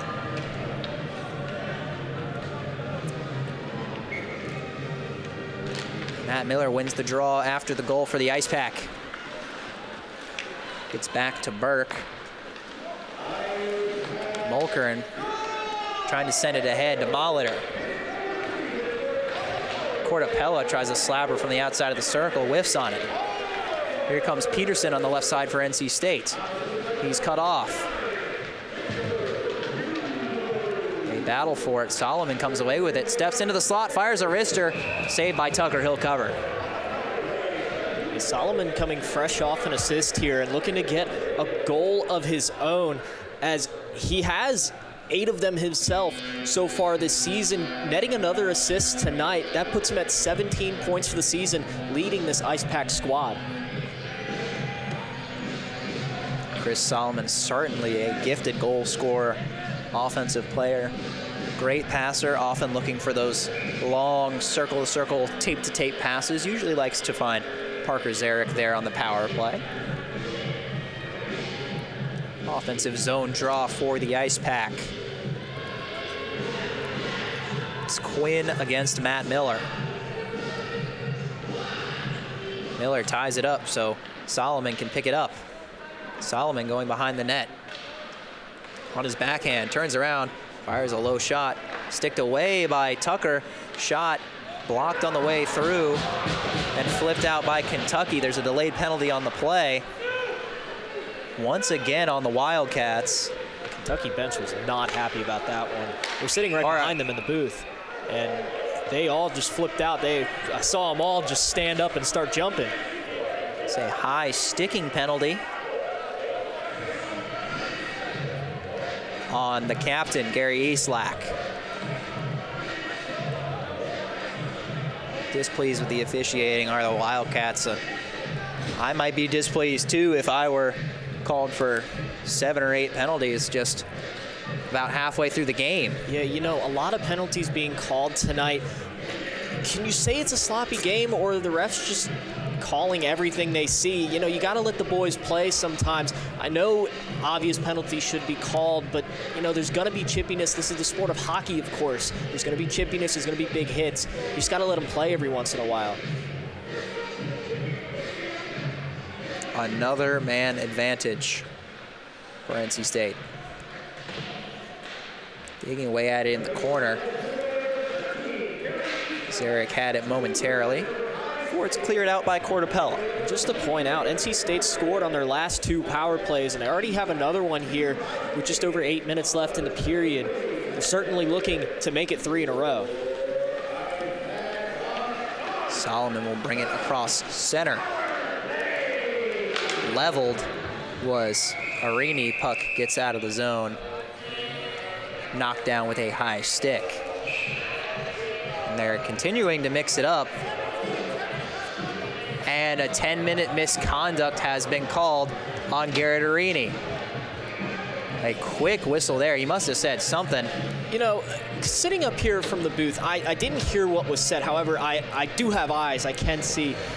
I really don't think Arini did too much there to force a 10-minute major, you know? I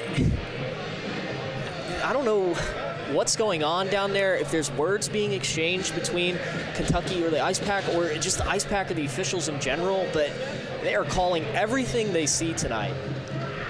Didn't appear to be any excessive physicality down there. One would assume it was something he said, but the referee immediately after came over again with a emphatic signal. You could even hear him say it up here. He said 17, 10-minute misconduct. So I believe that's also a 2-minute penalty for whatever it is was the offense, but no penalties assessed. Arini simply has to sit for 10 minutes. NC State is still on the power play. You know, this game is I've noticed one thing about this game. We might see every kind of penalty in hockey this game. I mean, we've had so many power plays. I mean, a 10-minute misconduct, not even counted on as a power play. Like, what else are we missing here, Max? I'm not sure. I can't say for certain that I understand all of the ACHA rules and quirks, but I don't think I've ever seen that where a player gets a misconduct but not a penalty. So maybe we'll get some further explanation on that at some point. For now, NC State still in the power play, down low. Pass attempt out in front, flipped up, actually off a Kentucky stick on goal, but no, that shot saved, so to speak, by Tucker. That shot was really close to going in. It actually hit off his helmet. He didn't even know Solomon what it rips was. a wrister, deflects up and out of play. Yeah, looking at the replay here, bringing it up the left side of the boards. See the shot go off. He actually, it goes off his helmet there. Tries to cover it up, but unfortunately couldn't get to the puck. But as we said before, Sam Tucker still looking solid in goal. You know, he got hit in the side of the helmet there, not really knowing where the puck is, and still being able to keep his composure, keep the goal from being scored. Bartus nearly scored a one-timer on his own net. Wasn't necessarily expecting the pass, or not exactly sure, but it deflected up onto Tucker's helmet. Stayed out of the net, though. Still a one-goal game, 35 seconds remaining on this power play for the Icepack. They win the draw, gets to Robinson at the right point. He'll fire a slap shot, saved by Tucker, and the Wildcats will clear it down. Solid shot there by Alex Robinson. Really fast laser in on the left pad of Sam Tucker. I can't say it enough. He's made some incredible saves so far this game. He's looking really solid in there in goal. Eric Todd will drop it looking for a teammate. Miller picks it up on the left side. His drop pass attempt chipped ahead by the Wildcats. Eastlack is released from the box. 5-on-5. Rister from the outside of the circle. Rebound was loose out in front. Quinn fighting for it for the Wildcats. Puck is still not really corralled. Icepack sent it to the other side, but they're still battling for it there. Eventually, Peterson will skate away with it, and another penalty will be called. I believe that was on number 7, Eric. I believe that was a high stick. It looked like he hit. No, it's a penalty on Eric Todd for the Icepack. Oh, okay, never mind. I saw a high stick and immediately a whistle. Or they're going to be offsetting. Yeah, he goes to retrieve Eric Molitor from the bench, does the official. Yeah, that's what so I thought. There's going to be one going each way.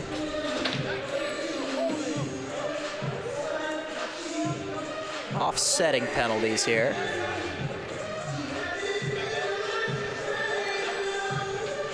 Lots of calls in this game. And lots of discussion, too. Still.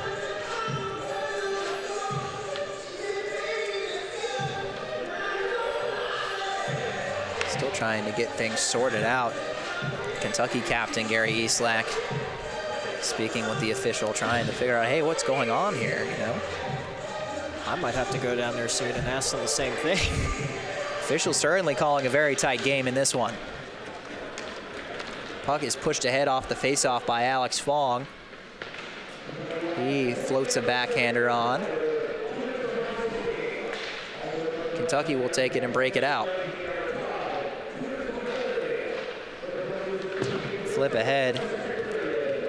And Kentucky will be there to negate the icing. Playing it was Hunt, though. Loose puck, he's way out of the net, makes the save anyways. Kentucky got a quick shot there off the turnover.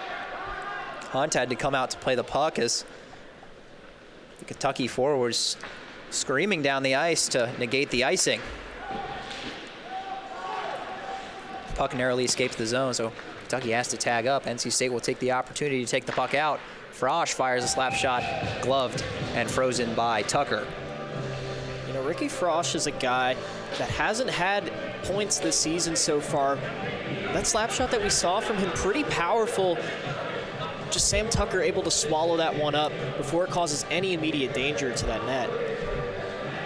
Ricky Frosch, high energy player, likes to make his presence be known in more physical fashion than necessarily on the stat sheet, but a very valuable asset to this NC State back end, paired with Miles Ferrone. Alex Robinson now fires a pass over to Miller. Emery Oliver. He settled it down. The wrister was saved and sent out by the Wildcats. Robinson will retreat behind his own net. Hounded by Cortapella. Great forecheck. Aggressive from the Wildcats. Hit was laid there by Zach Wolf. Puck's going the other way. NC State. Emery Oliver again couldn't get the puck through. Coming down the ice, it's Mulkern. Eamon Mulkern stops. Fires it on net. Rebound, they score! Zach Wolf was lurking on the doorstep. The soft backhander squirted right out to him. He taps it in, and we've got a tied game once more. Yeah, Zach Wolf actually started making a really good defensive play in the zone. He ends up getting the puck back here off a deflection. Griffin Hunt unable to cover the puck, leaving a wide open net to Zach Wolf for the cleanup shot to tie up this hockey game. That goal scored 4-on-4. Like we mentioned many times, get a few more players off the ice, a little more space, teams make plays, results in more goals. So here's Carlson behind the net looking to add on. Carlson takes it into the corner where he's immediately snuffed out by the NC State defense. Frosch through the middle to Solomon. Solomon tries to tangle the defender but will enter the zone offsides.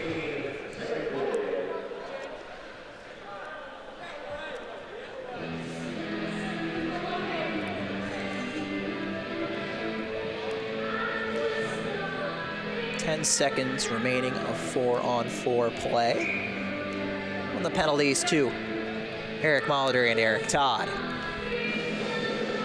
Maybe they both just got a penalty for being named Eric. Possibly. It seems to be the way the game's going. Referees throwing out penalties for everything. Can't rule that one out. A lot of penalty minutes have been dished out in this one as those two Erics are released from the box. Ooh, punishing hit laid by Colby Peterson. Huge hit by Colby Peterson. Todd takes it in. The left side. Throws a soft wrister on. Gloved easily by Tucker. Going back to that hit by Colby Peterson, Zach Bertruse actually left the ice after that hit. We saw the backup goaltender, Lance Glavenso, open the door for him as he just went straight back. He looks to be okay. He's sitting on the bench right now. Taken a look at by the coaching staff. Yes, he was flattened by Peterson right in front of his own bench. Luckily, he was able to get off easily being right by the door, but hopefully he is okay. As the play ends up back in the NC State end. No one able to corral it eventually. Avery Schaefer will. It's flipped to the middle by Kentucky, though. Bouncing puck. Nearly swatted into the net. Quinn flips it for D'Amico. D'Amico in the corner. Gets in the middle for Eastlack. His shot saved by Hunt. Yeah, that bouncing puck shot could be really dangerous, especially for Griffin Hunt there, as it's really hard to track those ones down as it was hit out of the air, not really knowing where to go. Fortunately, it went over the net for him, and then he makes another pretty good save right there. Icepack was lurking, looking to get that quick shot, and trying to put UK back in front. Instead, there will be an offensive zone draw for the Wildcats. Quinn facing off against Zarek. As the Brass Bonanza plays over the Wake Competition Center speakers. Another tie-up on the draw. Kentucky trying to connect with Icepack. They keep it in. Quinn fires a slap shot. Off a skate, off to the side. Tim Burke moves it ahead. It's picked up by Alex Robinson for the Icepack. No one can seem to sustain that pressure. A little back and forth here. About 3 minutes remaining in this second period. We've got a tied contest. Referee nearly takes another spill. Icepack is going to take a penalty there, I believe, for a cross check. Happened directly in front of the official. Again, he nearly got bodied there. Monteith takes it in. Shot in front. Zarek maybe got a little wood to it. So Icepack will go sit. Yeah, I think both teams going into the next intermission need to go back to the locker room, express the importance of discipline on the ice. You know these referees are going to call a lot of penalties. You just can't be doing that, especially right in front of the referee. This gives NC State another chance on the power play. So I believe the call was a cross check. Watching the play live, it seemed that could be the only thing. Maybe an interference call. I'm not sure if the puck was there. Again, we don't always have the best viewing angle from where we're sitting. Another NC State power play. I believe this is their 8th of the game. You can fact check me on that, Joey. Might be the 9th, honestly, Max. There's just been so many penalties called. It's really hard to keep track of all of them. We've got a rough count going up here. Either way, a lot of power play time for the Icepack as there's Hugo. Dishes over to Zarek. Zarek trying to go cross ice for Solomon. Loose puck out in front, nearly tapped in by Oliver. Yeah, really good defense there by Dan Cortapella. Just managing to clean up that puck in front of the net before it becomes dangerous enough to be scored. NC State loves to capitalize on those quick passes, especially on the power play. Low slapper looking for a tip. It was Hugo. It padded off into the corner. Oliver for Hugo. Victor Hugo gives it back. Zarek back to Hugo. Hugo, another slapper, just can't seem to get through all those bodies in front. Still, Icepack in control. Hugo again at the point for Zarek. He gives it back. He whiffs on the shot, gives it back to Zarek. Parker Zarek's try, tipped in front. It's loose, trying to fall on it was the goaltender. NC State taps it in and they score. And Solomon was knocked down in front. He has words for a Kentucky player. We'll take a look at the replay and make sure we can figure out who scored here. A whole lot happening here. Just sitting there on the doorstep. I believe it was Colby Peterson. Looked to be that way, and I guess you could call the whiff shot by Victor Hugo part of the planned play, because he ended up passing it out to the left side, making that puck go in front of the net, and Colby Peterson just there to clean it up. And we saw Sam Tucker, he was down there for a little bit. He looks to be okay now. However, that is something to keep an eye on, as the Kentucky star goaltender was on the ice for a little bit. See on the replay, Solomon was upset. He was knocked over there in the crease as the goal was being scored from behind. So we're having some discussions once more with the officials, but I don't believe any penalties will be dished out here. Or maybe there was. Cortapella is sitting in the penalty box. And, you know, it may be hard to keep track nowadays with all the penalties that have been called. I don't believe he was in there before. I don't believe so either. I know Arini's been in there a while. I see him, his helmet's off. He's just getting comfortable in there, making it his home. Yeah, he's relaxing on that 10-minute game misconduct. Not sure why Cortapella's sitting. but we are playing 5-on-5, so an additional penalty was not assessed. You know, Max, this game is really testing my hockey knowledge. A lot of penalties being called that we're just not really sure up here in the booth because we don't have the viewing angles. A lot of discussions going on between referees and players and coaches. It's just really hard to keep track of a lot of the penalties that are going on. Ooh, a sliding chance there for Monty. Puck is still loose. Eventually, Tucker will cover it. Yeah, we're delving deep into the rule book for a lot of the calls that have been dealt out tonight. Might need to get the ACHA on the phone right now and have them send me a hard copy of this book to have in front of me because, my oh my, so many penalties, so many different penalties. But a good shot there nonetheless by Charles Monteith. Just didn't get all of it that he wanted. Had the open net on the right side of Sam Tucker's pad, just not able to get it through. So a minute to go here in the second. NC State now with a 4-3 lead after the tap-in goal by Colby Peterson. Slap shot along the way gets stopped up right in front of Monteith. He couldn't bury the rebound. NC State still with control. Hops over a stick. Eastlack may have an opportunity here. One-on-one with Miles Ferrone on the right circle. He fires a wrister into the shoulder of Griffin Hunt. Miles Ferrone did a good job at getting back there. He was able to get back with speed, forcing Kentucky to go out into the right side, not really getting that lane that he wanted. Griffin Hunt making a pretty good, easy save. 35 seconds to go. Kentucky going back to their studs, their first line. D'Amico, Quinn, and Eastlack.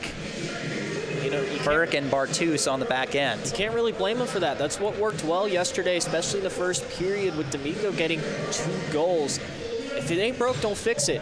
Let's see if this first line can get some offense generated for the Kentucky Wildcats. Face-off won by the Wildcats, and they battle for the puck. D'Amico tried to make a play, was knocked down.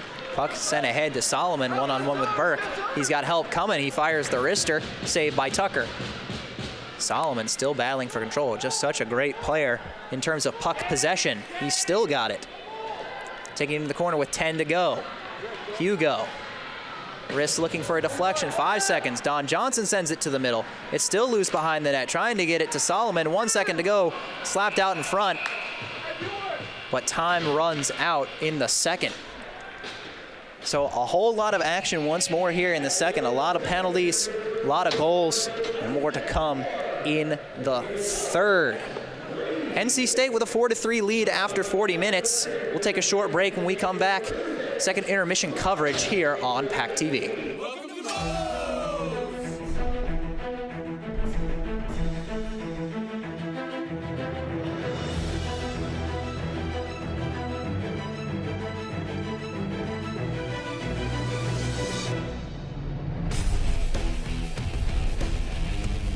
We build it, you demolish it. The legendary Homewrecker Burrito. Come build yours today with 20+ fresh ingredients. First online order, 10% off. Promo code ONLINE. From the top of D.H. Hill Library. Don Diablo. Oh yeah, this is actually like in my studio. WKNC HD3 Raleigh. Hey, what's up and what's going on, folks? It's Kid Kinetic, your boy up here at the top of the hour. And guess what I got? A treat that's too sweet to beat. This is Wolf Bites Radio. Oh, that's really sweet. NC State.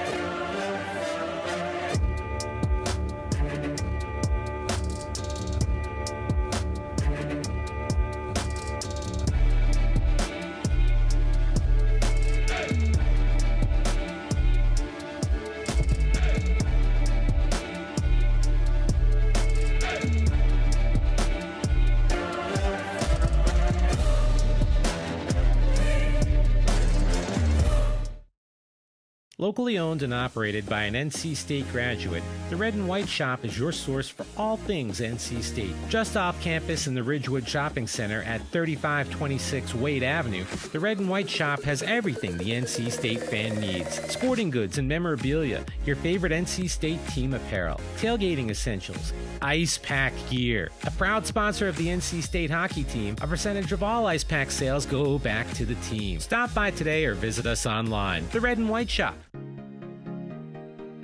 So with the fans, I mean, it sucks not having them here this year because they're an integral part to any time we have a home game. Their support and helping us get to nationals 2 years ago was just incredible, and how the community kind of rallied behind us and helped us get there.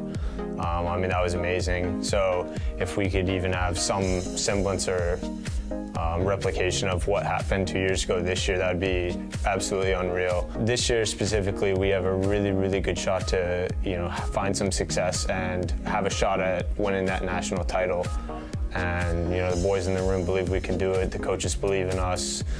Any support we can get would be amazing. You can donate at www.icepackhockey.com. This would help our team get to nationals, pay for flights, hotels, any transportation like buses and things like that. So we'd really appreciate your help in getting us there and helping us achieve our ultimate goal of winning that national championship. Thank you.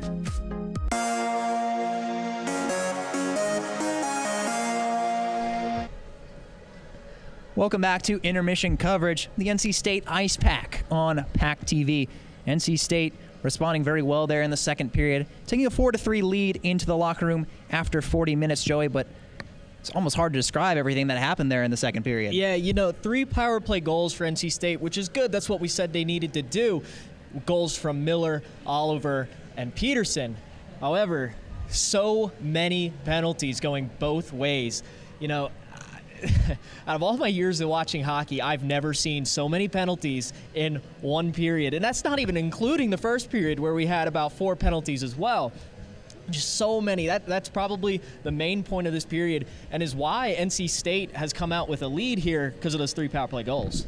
Yeah, NC State beneficiary of a couple more power play opportunities. And like I said, as the Nostradamus I am, in the first intermission, capitalizing on the power play can be very important. And NC State did just that, scoring all 3 of their goals in the second period on the man advantage. Yeah, you did say that. I do remember that. You got a good eye for stuff like that. But yeah, I mean, NC State did what they needed to do. Scored on the 3 power plays. They've had a very good power play unit coming into this game. Last game, they really didn't convert on a lot of opportunities. Even the first period, they didn't convert on a lot of opportunities. But this period, they are taking advantage of all these penalties that are being fed out to Kentucky right now. And on the back end, they've been very solid as well. Griffin Hunt, the one rebound that led to the Kentucky goal, something that he'd probably like to have back, but otherwise, limiting chances on low percentage shots. Kentucky taking a lot of wristers from outside of the circles, far away from the net. He's been able to handle those, swallow them up, freeze the puck, and stay out of danger. Yeah, and Kentucky is still being outshot by NC State by a lot, especially with all these power plays going into NC State's favor. NC State has had more shots on goal through these first 2 periods than they did all last game. And, Tucker's looking pretty comfortable in net still. I know the 3 of those goals have become on power plays, but there's only so much your goaltender could do. Defense and offense need to step up for the Kentucky Wildcats in order to get them back into the game. Yeah, NC State's goal coming on. Good positioning down low, deflection along the way. Not a whole lot Tucker could necessarily do on some of those plays, and he's looked great with quick reactions and limiting chances for NC State. Icepack leading this one 4-3 after 40 minutes. We'll take a short break. When we come back, we'll talk with assistant coach Eric Mura and get you prepped for the third period. Locally owned and operated by an NC State graduate, the Red and White Shop is your source for all things NC State. Just off campus in the Ridgewood Shopping Center at 3526 Wade Avenue, the Red and White Shop has everything the NC State fan needs. Sporting goods and memorabilia, your favorite NC State team apparel, tailgating essentials, Ice Pack gear. A proud sponsor of the NC State hockey team, a percentage of all Ice Pack sales go back to the team. Stop by today or visit us online. The Red and White Shop. From the top of D.H. Hill Library. Don Diablo. Oh yeah, this is actually in my studio. WKNC HD3 Raleigh. Hey, what's up and what's going on, folks? It's Kid Kinetic, your boy up here at the top of the hour. And guess what I got? A treat that's too sweet to beat. This is Wolf Bites Radio. Oh, that's really sweet. NC State.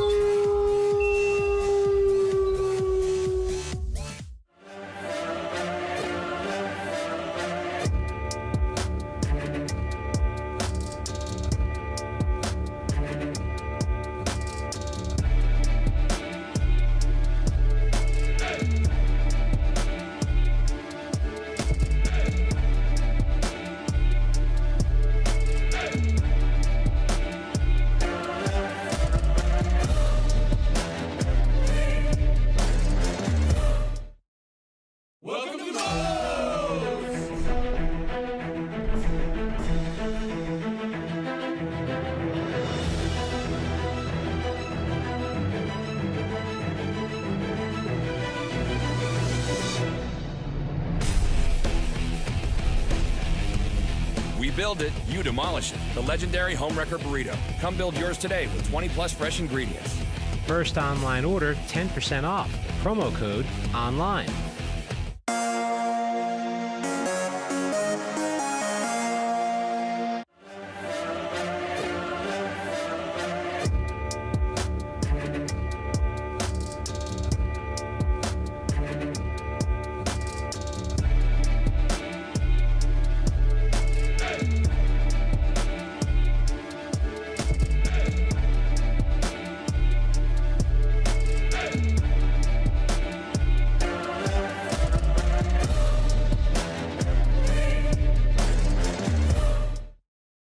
Locally owned and operated by an NC State graduate, the Red and White Shop is your source for all things NC State. Just off campus in the Ridgewood Shopping Center at 3526 Wade Avenue, the Red and White Shop has everything the NC State fan needs. Sporting goods and memorabilia, your favorite NC State team apparel, tailgating essentials, Icepack gear. A proud sponsor of the NC State hockey team, a percentage of all Icepack sales go back to the team. Stop by today or visit us online. The Red and White Shop.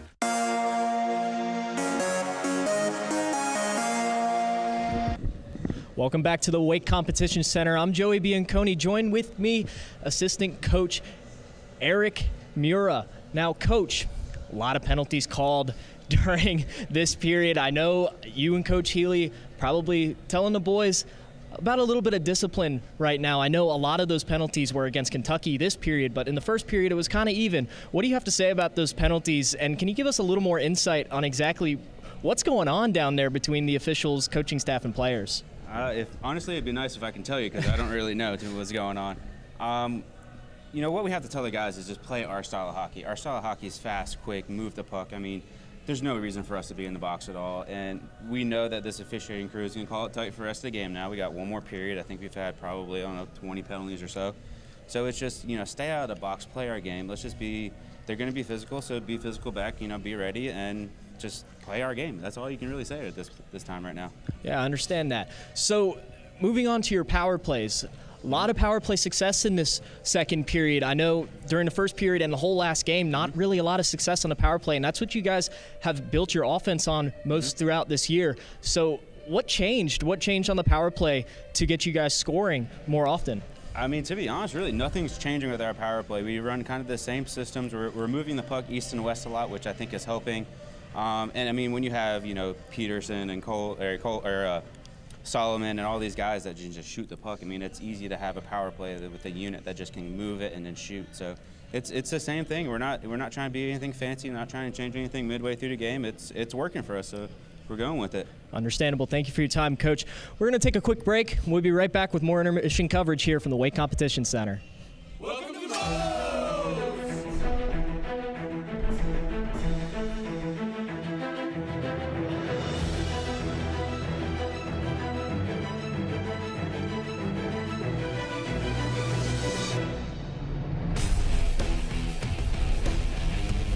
We build it, you demolish it. The legendary Homewrecker Burrito. Come build yours today with 20+ fresh ingredients. First online order, 10% off. Promo code ONLINE. From the top of D.H. Hill Library. Don Diablo. Oh yeah, this is actually in my studio. WKNC HD3 Raleigh. Hey, what's up and what's going on, folks? It's Kid Kinetic, your boy, up here at the top of the hour. And guess what I got? A treat that's too sweet to beat. This is Wolf Bites Radio. Oh, that's really sweet. NC State.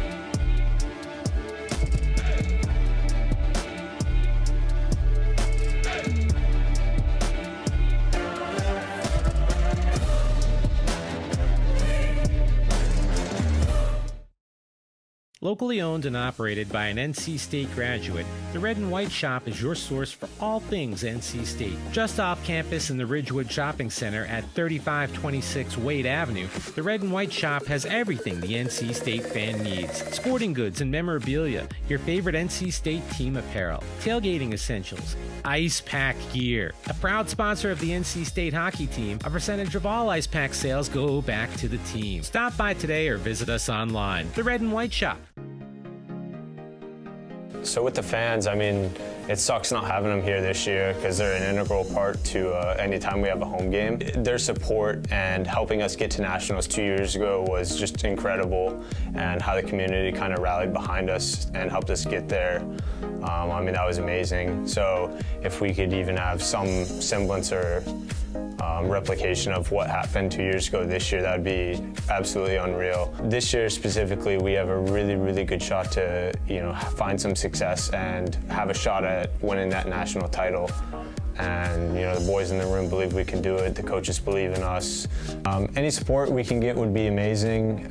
You can donate at www.icepackhockey.com. This would help our team get to nationals, pay for flights, hotels, any transportation like buses and things like that.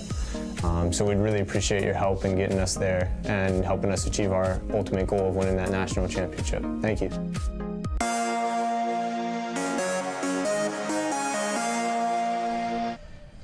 Welcome back to intermission coverage of Icepack Hockey on PackTV, where NC State is nursing a 4-3 lead over Kentucky after 2 periods. And we've got the third period coming up here in a couple minutes. And Joey, what is your key for the rest of the game? My key to the rest of the game is just stay out of the box. There's so many penalties like we keep talking about. The team that stays out of the box is going to be the team that wins this game. For me, personally, I'm looking at Gary Eastlack for Kentucky. Their best scorer, their captain, senior forward. He's out there a lot, generating opportunities. I'm looking at him to see if maybe he'll cash in or, provide an opportunity for a teammate like Gabe D'Amico, who scored twice yesterday, see if they can get back in this game. Those are our keys moving forward in the third period of this game. NC State leading 4-3. Puck drop on PackTV coming up next. Locally owned and operated by an NC State graduate, the Red and White Shop is your source for all things NC State. Just off campus in the Ridgewood Shopping Center at 3526 Wade Avenue, the Red and White Shop has everything the NC State fan needs. Sporting goods and memorabilia, your favorite NC State team apparel, tailgating essentials, Icepack gear. A proud sponsor of the NC State hockey team, a percentage of all Icepack sales go back to the team. Stop by today or visit us online. The Red and White Shop. From the top of D.H. Hill Library, Don Diablo. Oh yeah, this is actually in my studio. WKNC HD3 Raleigh. Hey, what's up and what's going on, folks? It's Kid Kinetic, your boy up here at the top of the hour. And guess what I got? A treat that's too sweet to beat. This is Wolf Bites Radio. Oh, that's really sweet. NC State.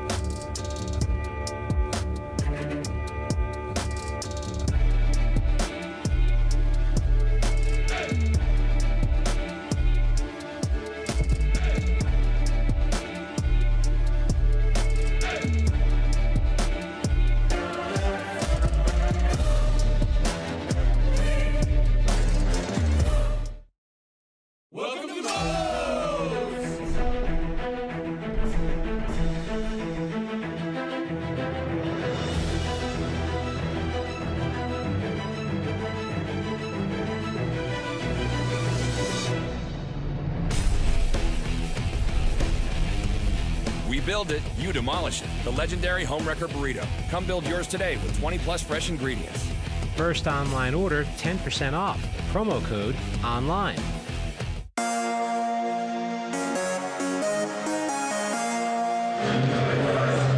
Back inside the Wake Competition Center, we're getting prepped for the third period of action in this final game between Kentucky and NC State. There are a whole lot of penalties, lots of action going on there in the second period, and I'm very interested to see what will happen. I was just speaking with a couple of the scratch players from the Icepack, and they're saying the referees are calling things very tight. not really responding very well to criticism. Don't want to be questioned on their calls, so we'll see if that trend continues here in the third. Yeah, you know, it seems to be a war of words down there. A lot of penalties being called. I know specifically on the NC State side for just speaking their mind on the ice. I've never seen that in hockey before, especially to this extent. I don't know if the referees have beef with these players. I really am just dumbfounded by this development that we've heard. I really hope it doesn't continue throughout this game, but we've seen it through the first 2 periods, and it's probably going to continue here. And for both teams, really, they just need to play the hockey game, just keep to themselves, keep out of the penalty box, and just get through the rest of this 20-minute period. Actually just noticed Riley Johnson down there in a sling tending to the opposing penalty box door, so he's still staying involved despite the injury he sustained last night. And there's the puck drop for the third period. Matt Miller playing it across to Solomon, who will slap it all the way in. Miller, backhander on the net, knocked away into the corner. Miller now behind the net. The backhand pass to Peterson, swats at it, knocks it up in the air, and NC State maintains control. It goes all the way back to Peterson on the right side. Dangerous play there for Kentucky. Luckily able to swat that puck out of the blue area. Not able to get it out of the zone, though, as NC State's still putting pretty good pressure on Kentucky's defense. Finally, Eastlack comes away with it and flips it high and out. Hugo will go retrieve it. His long pass to Solomon connects in the middle of the Hurricane logo at center ice. Ooh, a great move by Solomon. Another dangle, gets around a defender. Backhander just can't bury it. Wow, those are the types of shots that you just, as a hockey fan, you just wish they would go in. That was just a beautiful solo setup by the man himself, Solomon. It's just beautiful, beautiful puck work there down in the dirty areas, getting it done. Emery Oliver fires a shot high, and Kentucky will take it the other way. The flip ahead for D'Amico does not connect, and it gets out of the zone. Todd will play it all the way down for an icing. NC State's shown good pressure coming out of the gates here into the third period. So far, no penalties, which is surprising. Figured we'd have seen one already, but clean third period so far. Zarek will face off against Drew Carlson. They tie it up. That's something Tim Healy likes to emphasize in his game plans, is tying up face-offs, jumping in to create a play. Ferrone will move up from the defensive position. Along the right side, his backhand pass to the middle. Caught Tucker drifting to the side, but still puck is played out of harm's way by Kentucky. Trying to move it ahead of the Icepack, but Kentucky will reclaim it, push ahead. Neutral zone dumping goes all the way back where it'll be played by the goaltender, Griffin Hunt. And now Victor Hugo with some speed. Jumping in for the defensive position, carrying it all the way down. Whiffs on the wrist shot. Puck is still loose out there in front of the net. Eventually cleaned up by Mulkern and flipped out. If you remember back late in the second period, Victor Hugo also whiffed on a shot that actually led to a goal, fortunately for him, but not really seeing too much connection on his stick to the puck this game. Monteith from down low fires a shot from a tough angle. He's chasing after the puck in the corner. Lanera moves it ahead. Shot on the way, blocked by Molitor. Monteith again with the puck. He's taken down. They're battling away for it. Eventually, will stay in. Flip behind Ferrone. Kentucky moves it ahead with Lanera. He can't maintain it. Monteith will just chip it in. Giving chase is Avery Schaefer. The Kentucky defense is trying to spring a breakout. Not sure what the object of that pass was for Quinn. Nice hit laid by Molitor. Zach Bartus flipping it up, looking for McElhaney. Ferrone will glove it down. So chasing after Schaefer, he takes a stick up high, no call. Yeah, you know, it's calls like that should be called as Schaefer scores. Avery Schaefer lurking in the slot. Puck ended up on his tape, and he buried it home, I believe, through the 5-hole. You know, I guess you could say there, puck don't lie, because he did get a high stick up into the face. You saw him grab his helmet there, but he just takes matters into his own hands. They're not going to call it for him. He's just going to take it himself. Great play by the two forwards slotted into this game. Avery Schaefer and Nick Constantino, who provided the dish on the backhand. So now a 2-goal lead for NC State with 16 minutes remaining.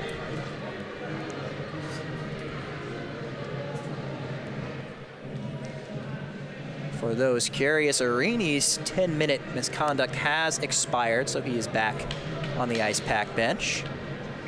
Cortapella still standing in the box having conversation with Riley Johnson. No timer put up for whatever offense he is guilty of, but one would assume it will run out relatively soon. Puck gets all the way back to the right point for Hugo. He loses it, and he's flattened.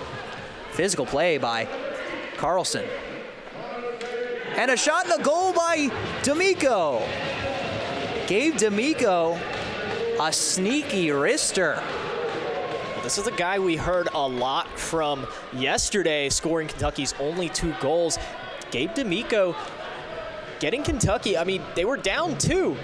Gabe D'Amico goes opposite end of the ice and just nets it, makes it a 1-goal game, puts Kentucky right back into this matchup. One Griffin Hunt would probably like to have back there from outside the top of the right circle. So 5-4 game now. Don't turn away. This one's still very much in doubt. NC State trying to get that 2-goal lead back. They didn't have it for long, maybe about 20 seconds. Kentucky not going away. Passes ahead to Solomon. 3-on-2 for the Icepack. Miller drags it through the legs, backhand, hit the outside of the goal, and he's flattened into the boards. That's going to be a penalty on Kentucky. Yeah, that's going to go down as a boarding penalty, I think.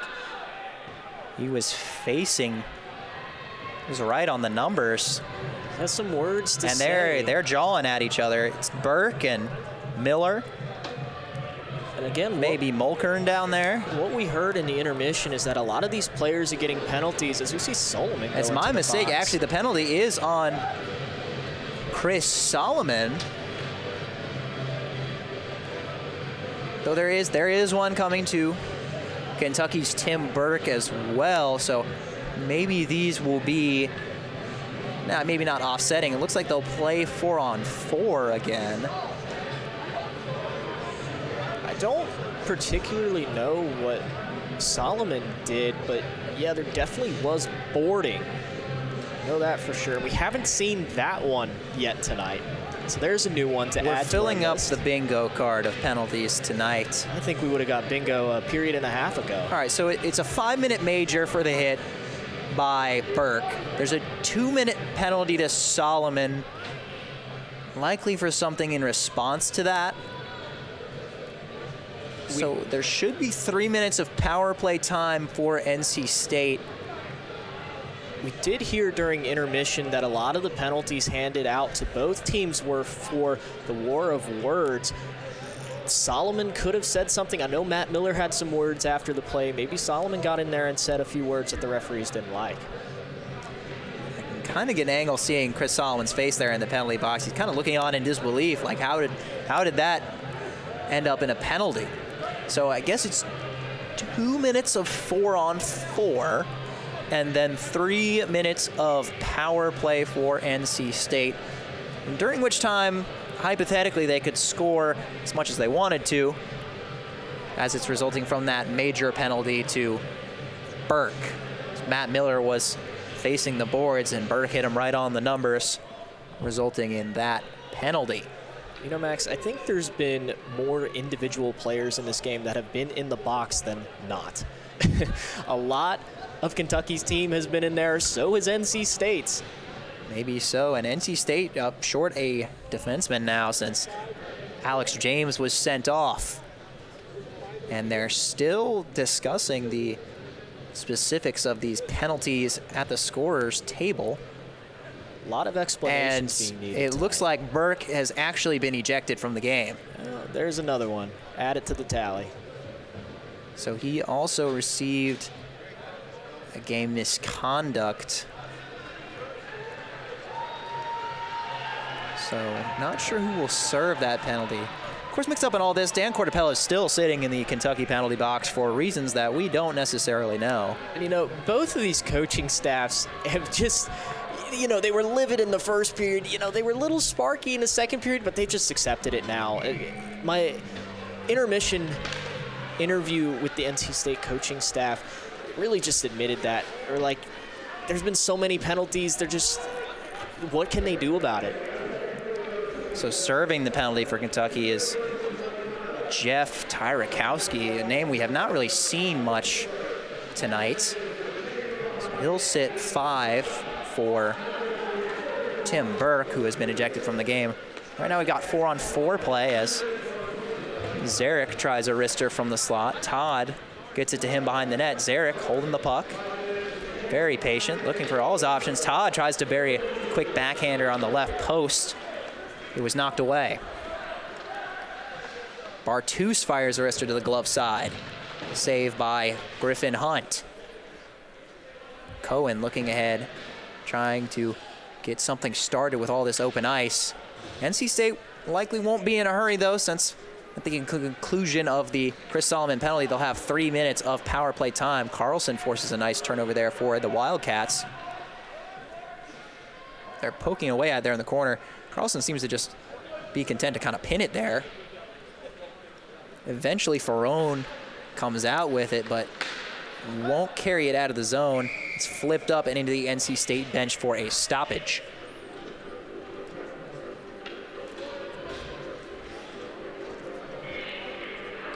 .13:48 to go in this one. Shot counter has gotten a bit lopsided at this point in time. 38 shots to 20 in favor of the home team. 41 seconds remaining of 4-on-4 play, and then a 3-minute power play. That one just barely gets over the top of the glass and into the netting, so it'll be another quick face-off. Yeah, a lot of offense being played, particularly by both teams really in this game. The shot counter may not show it, but Kentucky's had some really good chances. As you see, it's only a 1-goal game, even though the shots are almost 2 times in NC State's favor. As a really good shot on goal there, blocked by Griffin Hunt. Yeah, screenshot there. Hunt maybe didn't see it until the last moment, but kicked it away. Puck gets stuck in the skates of Ferrone now, so Kentucky's able to dump it in. Certainly they're hoping to capitalize before they end up on this lengthy penalty kill, but does not appear they'll be able to do so. So that kill is coming up in just 15 seconds when the penalty to Solomon will expire. Behind the net, Fong fights for it around 3 black jerseys and can't come away with it.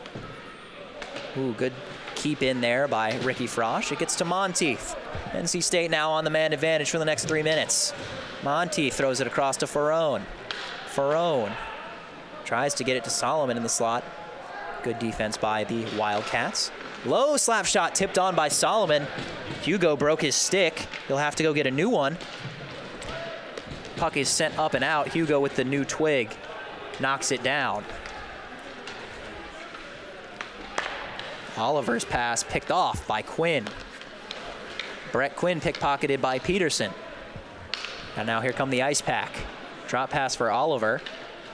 He gives to Solomon. Solomon, very patient, looking around, trying to find the best pass. Here's Hugo. Hugo's wrister, saved by Tucker. Was squared up very well to that shot. Hugo, another opportunity. Goes cross ice for Peterson. His wrister misses the short side.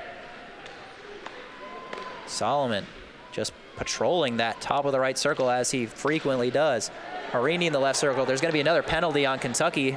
Delayed penalty here.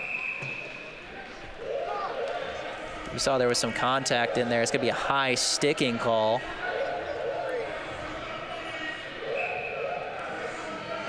And I'm not sure. And another 10-minute misconduct has been given by the official. So it's getting a bit crowded in the Kentucky penalty box now. 3 bodies in there, as I guess Cortapella likely got a 10-minute misconduct as well. I'm assuming now, considering the time on the clock, probably at the end of the second period, so he'll likely be released with 10 minutes left. It's a 10-minute misconduct for Molitor. You know, and now we've got another bot. We've got Aiden Darnell going into the box. So there are 4 Kentucky Wildcats standing in the penalty box. There was 1:50 of that power play remaining. And so now adding on the minor for high sticking by Molitor, it's going to be 1:50 of 5-on-3 play. I don't know what's going on in this game with the referees, but I think they just didn't have a good breakfast this morning, honestly. Something's up with them. 4 Kentucky players in the box right now. Certainly calling a tight game, although Kentucky forcing a turnover now, down 2 men. Here's D'Amico, and he loses it. Almost a very high-quality chance coming for Kentucky, and now they're all sorts of tied up. Arini and Bartus. Bartus threw Arini's stick, so I think that's going to be another penalty. Frustration mounting for Kentucky, and there might not be any more room in that penalty box. Yeah, they're going to chase down Bartus right now. You just can't take another player's stick out of his hand and throw it down the ice. I think definitely going to call that. I think he was displeased. He probably felt he was being hooked with the stick. Threw it off. So now there will be 5 Kentucky Wildcats in that penalty box, as you can see, getting a little bit crowded. The first to be released, I believe, will be Tyrakowski, who is serving the penalty from Tim Burke, who was ejected. Then Cortapella at the 10-minute mark, I believe he's serving a misconduct. And after that, things are a little bit hairy. They're going to have to start decorating that penalty box soon. Make it home. And there's 5 Kentucky Wildcat players in there, including Riley Johnson of the NC State Icepack, as a goal is netted here by Chris Solomon, taking advantage of the 5 Kentucky Wildcat players in the box. So now Cortapella steps out of the box. I doubt they'll let him stay on the ice if he is in fact serving a misconduct. But I believe NC State will still be up 2 men as we try to get to the bottom of this complicated scenario. It is still 5-on-3. Coming out of the box now is Darnell.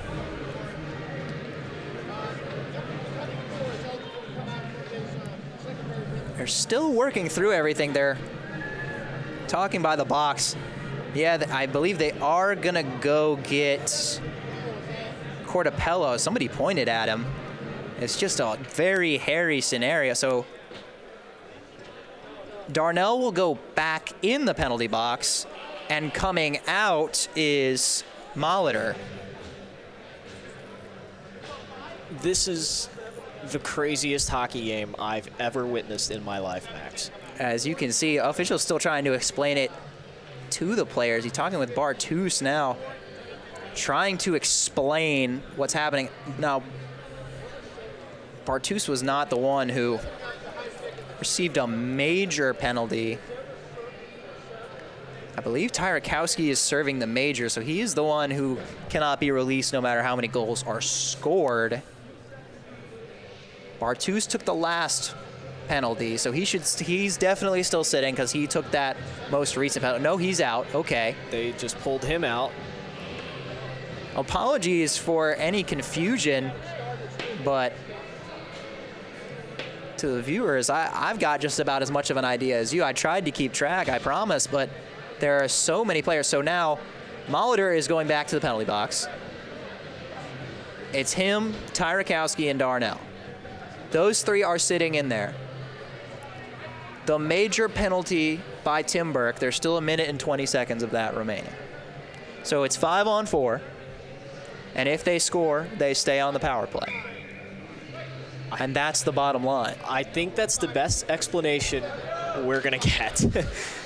And the puck is dropped. So let's just focus on what's happening on the ice, shall we? It's a lot easier to keep track of than what's happening off of it. I definitely agree with you there. NC State still with a minute of man advantage time. Ooh, nice little backhand pass from Solomon, gets to Emery Oliver. Oliver drops for Zarek. Zarek looking through his options, trying to carry it behind the net. Was knocked away by Bartus. Hugo at the left point gets it in again for Zarek. He'll send it across. Solomon on that right circle. In the middle for Oliver, his wrister over the net. Just eventually chopped and cleared by the Wildcats. Just a little too much power on the shot there by Emery Oliver. Just lifts it on his stick too much. He did have an opening there. Just like I said, just lifted it a little too much. Definitely would want to have that shot back. 20 seconds remaining of power play time for NC State. Skirting around a defender's Emery Oliver. He dishes to Peterson. Peterson with a dangle to the backhand. Forehand, pass across for Fong, didn't connect. Fong, the spinorama pass goes right onto the tape of Dan Cortapella for the Wildcats. He'll carry it out. The seconds tick off this penalty to Tim Burke. Someone will be released from the penalty box. They're gonna let out Tyrakowski. Two still sitting in there, probably serving some sort of misconduct. So either way, we're at full strength now. But Kentucky, without the services of Molitor and Darnell. At some point, Garrett Arini found himself in the penalty box as well. I've just noticed that. Yeah, I was about to just say that too. He found himself back in there after completing the 10-minute misconduct call. Monteith's try, backhanded into the outside of the net. Breshingham controls it now in the corner. Gives to Monteith. Monteith outside the left circle on the hash mark. Gets back to Frosch, who sends it across to his partner Ferrone. Miles Ferrone's wrister looking for a tip. It's off the end boards. Gives back to Ferrone. His slap shot tipped and they score! Miles Ferrone looking for a deflection out in the front, and he got it. So NC State now leads 7-4. Yeah, just a beautiful shot tipped out in front of the goal by Miles Ferrone.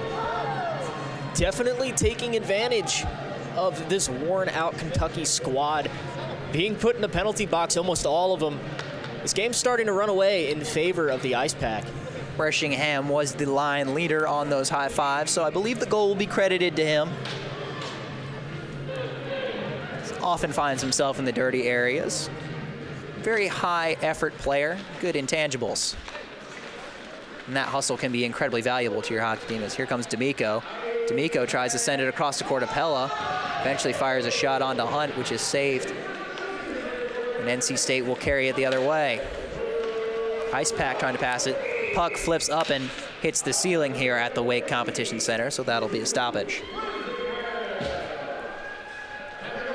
Yeah, you gotta think, with all these penalties to Kentucky, I lost track of how many there was. I'm sure the viewers have a long time ago. You have as well, Max. But taking that many penalties for your team is gonna just demoralize them, especially with only 8 minutes and 44 seconds left in this period, being down 3 goals, 2 goals in part to those penalties. Just a real stinger for this Kentucky squad. And NC State will be guilty, I believe, of a trip, maybe a hook, but right off the face-off, and the Kentucky bench was letting the officials know that, hey, that was a penalty.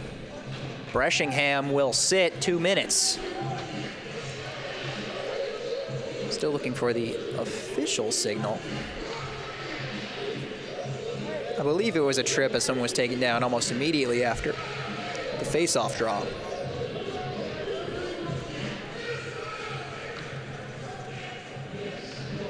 Kentucky finally finds themselves on the right end of a power play. And they'll go with their big guns. Quinn, D'Amico, and Gary Eastlack. 8:41 to go. NC State has created a 3-goal stiff arm as a result of all those power plays. We're going to have another discussion here. The referees. Not sure what they're discussing. So Zach Bartus is leaving the ice. Bartus is going to the locker room. We'll see if we get any further indication as to why. A substitute's coming on the ice, though, so I don't believe it's a penalty on Bartus. Maybe he's hurt or he got a misconduct of some sort. I'm not sure. Kentucky is still playing 5-on-4 for the next 2 minutes. Due to the trip, I believe, by Drew Breshingham. Puck immediately cleared off the stick of Mulkern and out. If you're Kentucky here, you really just need to get a quick goal off this power play to have any sort of chance to come back into this game, to generate some momentum for your team. D'Amico takes it into the corner. He'll push it behind the net for McElhaney, who can't control it. It gets back all the way to the point where a shot, unfortunately, ricochets off a skate and all the way back into the UK zone. Mulkern was trying to find a tip out in front, accidentally fired it off his teammate's skate. So they'll have to reset. Stopping and starting, Mulkern gets it over to Eastlack. He throws in the high flip. Immediately handled by Hugo and sent all the way down. Mulkern looking to get it started again. Nice chip pass to McElhaney. He dishes over to Quinn. Brett Quinn's wrister. Missed it left.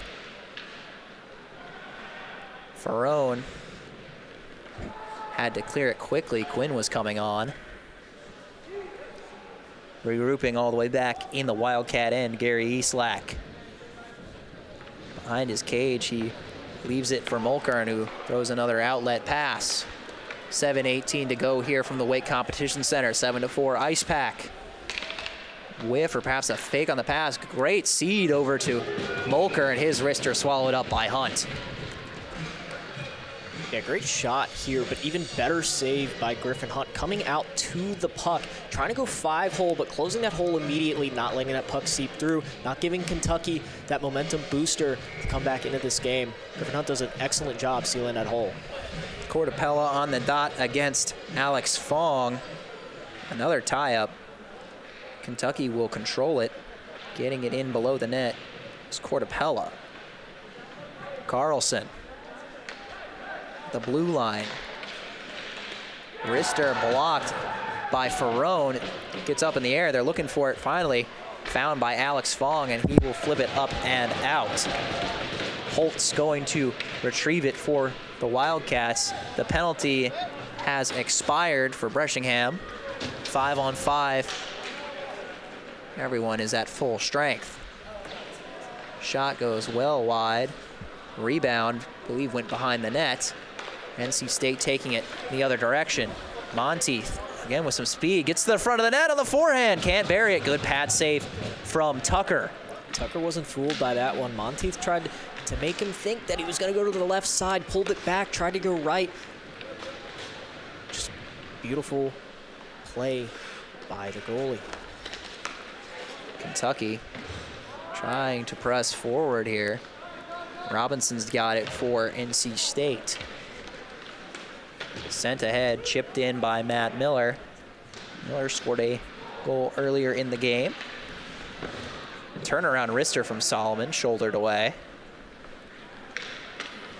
Puck chopped at by Kentucky. They're still trying to push that forward. Finally, we're seeing a line hasn't gotten a ton of minutes for the Wildcats tonight. I see Jack Hercules out there, along with Parker Rice. Goes all the way down to the Kentucky end. Solomon is there for NC State. Battling for it. Miller picks it up, sends it back to Don Johnson. Goes around to Avery Schaefer. Schaefer sends it to the point for Hugo. Knocks it back in. Hugo for Johnson. trying to slide it into the slot. Look for a friendly stick. But Kentucky takes it out. And a penalty is upcoming to the Icepack. I believe it'll be Avery Schaefer.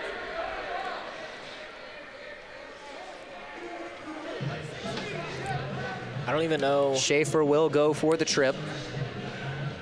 I don't even know what else I have to say about these penalties tonight. There's only so many words in the English dictionary, and I feel like I've gone through every single one of them when it comes to trying to explain these penalties. How many there are, it's just a ridiculous amount.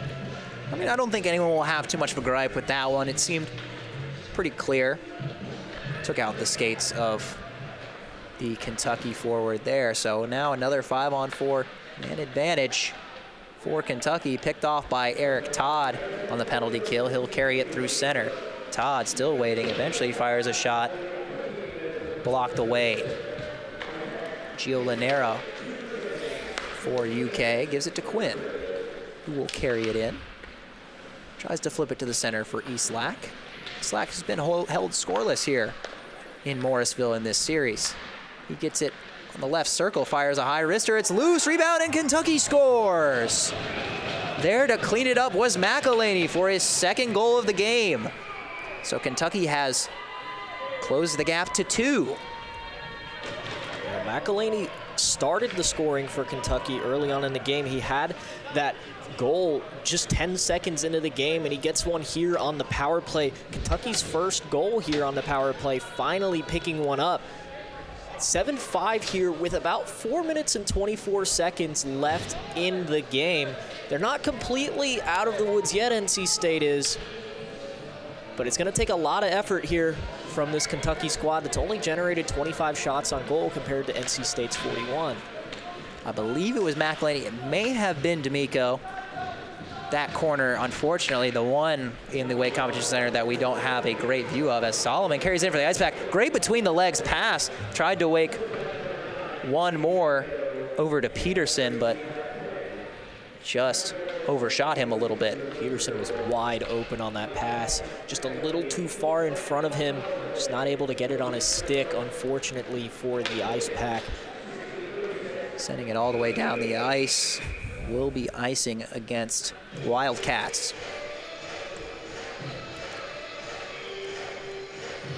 So it'll come back down into the Kentucky end. NC State with a 2-goal lead here, 7-5, 3:53 remaining in regulation. Action-packed game. Lots of special teams opportunities, to say the least. Winning the draw is Miller. Sent in down low for Peterson. It's wedged.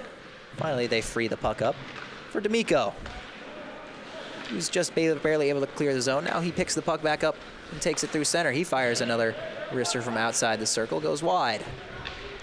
Miller plays the body to free up the puck, and again it is cleared off the ceiling of the Wake Competition Center.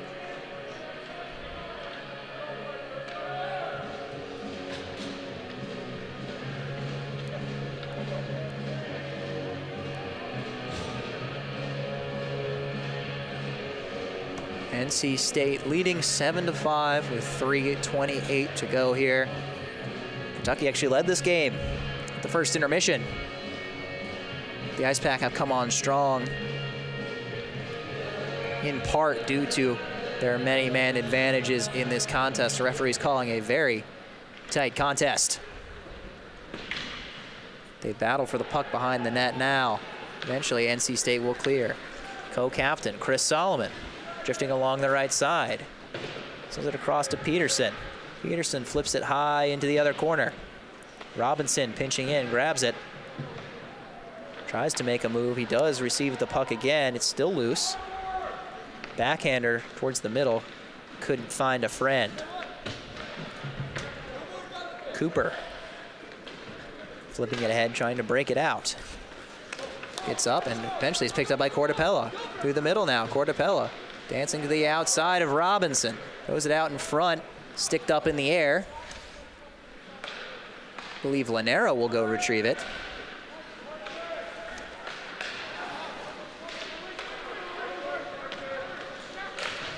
To the neutral zone now is Schaefer, Avery Schaefer. Rister from Bressingham goes wide. Kentucky pushing on, but they just can't keep control of that puck. And flattened behind the play. Hugo knocked down Cortapella, and it'll be 2 for roughing. It looks like Avery Schaefer had something to say to the Kentucky bench once again. Luckily, there was no referee around to see what he had to say. However, going based off this game, it probably wasn't really good words, as you see frustration there in the Kentucky box. Cortapella very upset, throwing a punch on the glass there in the penalty box. We'll be matching penalties here with 2:16 to go, so much of the remaining action will be 4-on-4, apart from the final 16 seconds. A very full stat sheet with a lot of entries, but many of them are not goals. A little toe drag and a quick shot from Eastlack, saved by Hunt. From the right point, shot, took an awkward bounce. Could have been there for the rebound. Zach Wolf was there with the initial shot. That board sealed off by Mulkern very well. NC State just looking to hold on. Got the lead, trying to seal the win here at home and sweep this back-to-back series. Puck goes off the official. NC State still trying to maintain control.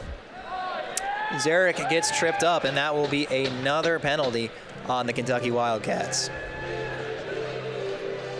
Riley Johnson, what's he doing down there in the penalty box? He might injure his other arm from opening and closing the door so many times. He's staying warmed up. He's staying worked out. That right arm is definitely being of use tonight. Fortunately, the left arm not too much useful. It's unfortunate to see him in a sling. Well, the trip against Zach Wolf. So now once again, 3 Kentucky Wildcats sitting in the penalty box. At least Riley Johnson has had a lot of company since he hasn't been able to be on the bench. So a 4-on-3 power play now for the Wolfpack, the Icepack, excuse me. Robinson now gives to Peterson the top of the left circle. He'll stand and survey at the top of the zone, give to Solomon. Solomon goes for the cross ice pass to Peterson. Knocked up off the glass, but stays in play. Robinson steps into one, off a skate, goes wide. Behind the net, Miller. Peterson with the one-timer off the outside of the cage. Matt Miller just standing behind the net, wasting some time. I'm sure they're content to do that with the 2-goal lead here, just a minute to go in the contest. Robinson calling for the puck at the top of the zone. His try went wide. 1 minute remaining is the call from public address announcer H. Wade Minter. Puck goes to Solomon in the right circle. He dangles and shoots. Saved by Tucker. It's still loose in front. Puck is still bouncing around, eventually controlled by Robinson. He tries to make a move. Successfully fires a wrister and scores. Alex Robinson with a great effort to stay with the play, extend the lead, and there are words being exchanged after the goal. Peterson was in the scrum. The goal from Alex Robinson makes it an 8-5 game here. 43 seconds remaining and 43 shots on goal in this game for the Icepack. Matt Miller got a little excited there at the end, waving goodbye to this Kentucky team. Looks like he's getting a talk to by the official, maybe getting kicked off the ice right now as we see him skate off with the official. So there will likely be more penalties added onto the board. Just 43 seconds to go. Seems like we couldn't go more than 2 or 3 minutes at a time without the referees getting involved some way. A very, very tight game being called here. Just 43 seconds. You wonder how many more penalties / ejections are we going to have in this game? Alex Robinson pretty much sealed this for the Pack. And, at this point, just drain the clock out. Just go home safe as you see a big hit along the boards there. I was expecting a penalty. The play is blown dead as Parker Rice was mixing it up with Nick Constantino. And now another shove here from Carlson on Todd, and now feeling the need to get involved, or the rest of the Icepack players trying to step up for a teammate. It's getting pretty ugly, pretty messy here at the end. You know, in leagues like the National Hockey League, you see a lot of these fights not met with too much criticism from the refs, but in the ACHA, it's different. It's collegiate hockey. They're going to take that more seriously. So we saw some punches almost being thrown, the referees having to come in and grab these players. So 2 will walk off the ice for Kentucky. Parker Rice and Drew Carlson both heading to the locker room. Just 30 seconds to go. Boy, those benches are starting to look thin. Constantino going to go sit in the penalty box. He won't be there long as the game is nearly over. Many of these calls just a formality at this point. Another lengthy discussion between the 4 officials in front of the scores table. You know, for the last 30 seconds here, Max, me and you might have to go suit up and play for one of these teams. A lot of players ejected from this game so far. They're going to run out of players just with 30 seconds left. We see more jargon from the officials trying to figure out what exactly is going on. I'm sure they have just about as idea as I do.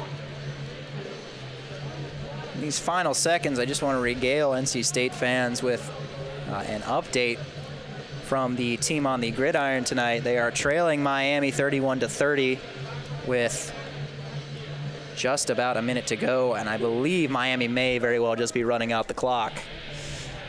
Not a good sign for the 18th ranked NC State Wolfpack. It's probably going to most definitely drop them out of the rankings with a loss to Miami. So Tim Healy having a chat with his team over by the bench. And now Tim Pegram speaking with the official on the Kentucky side as well. Not much more to sort out. We've really only got 30 seconds to go.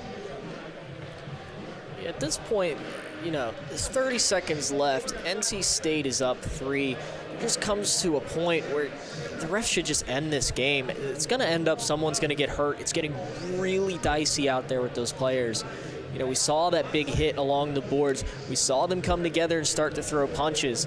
I think if you're a referee at this point, it's just better safe than sorry just to let this 30 seconds play out, let these teams go to the locker room, separate from each other, and let them go their own separate ways.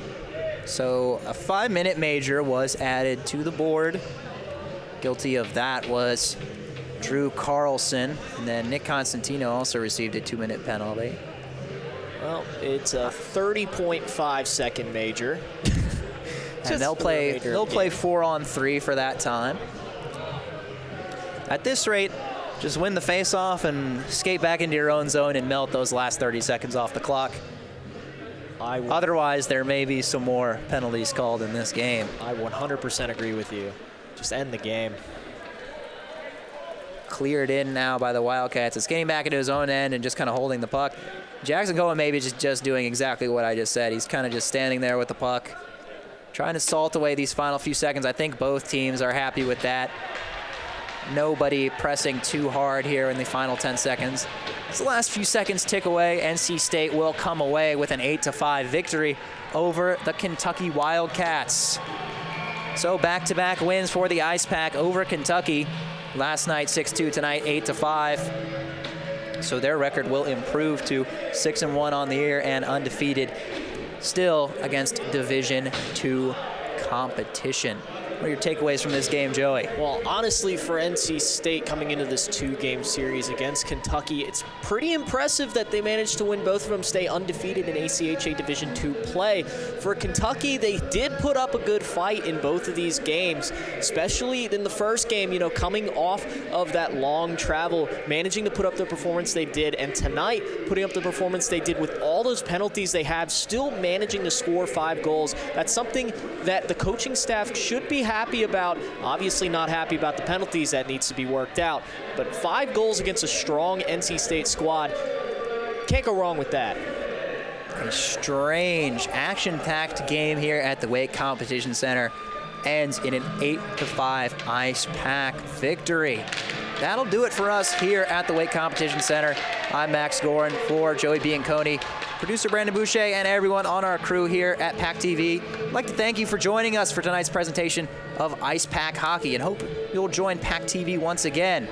Once again, one final time, you've been watching PackTV, bringing you into the pack.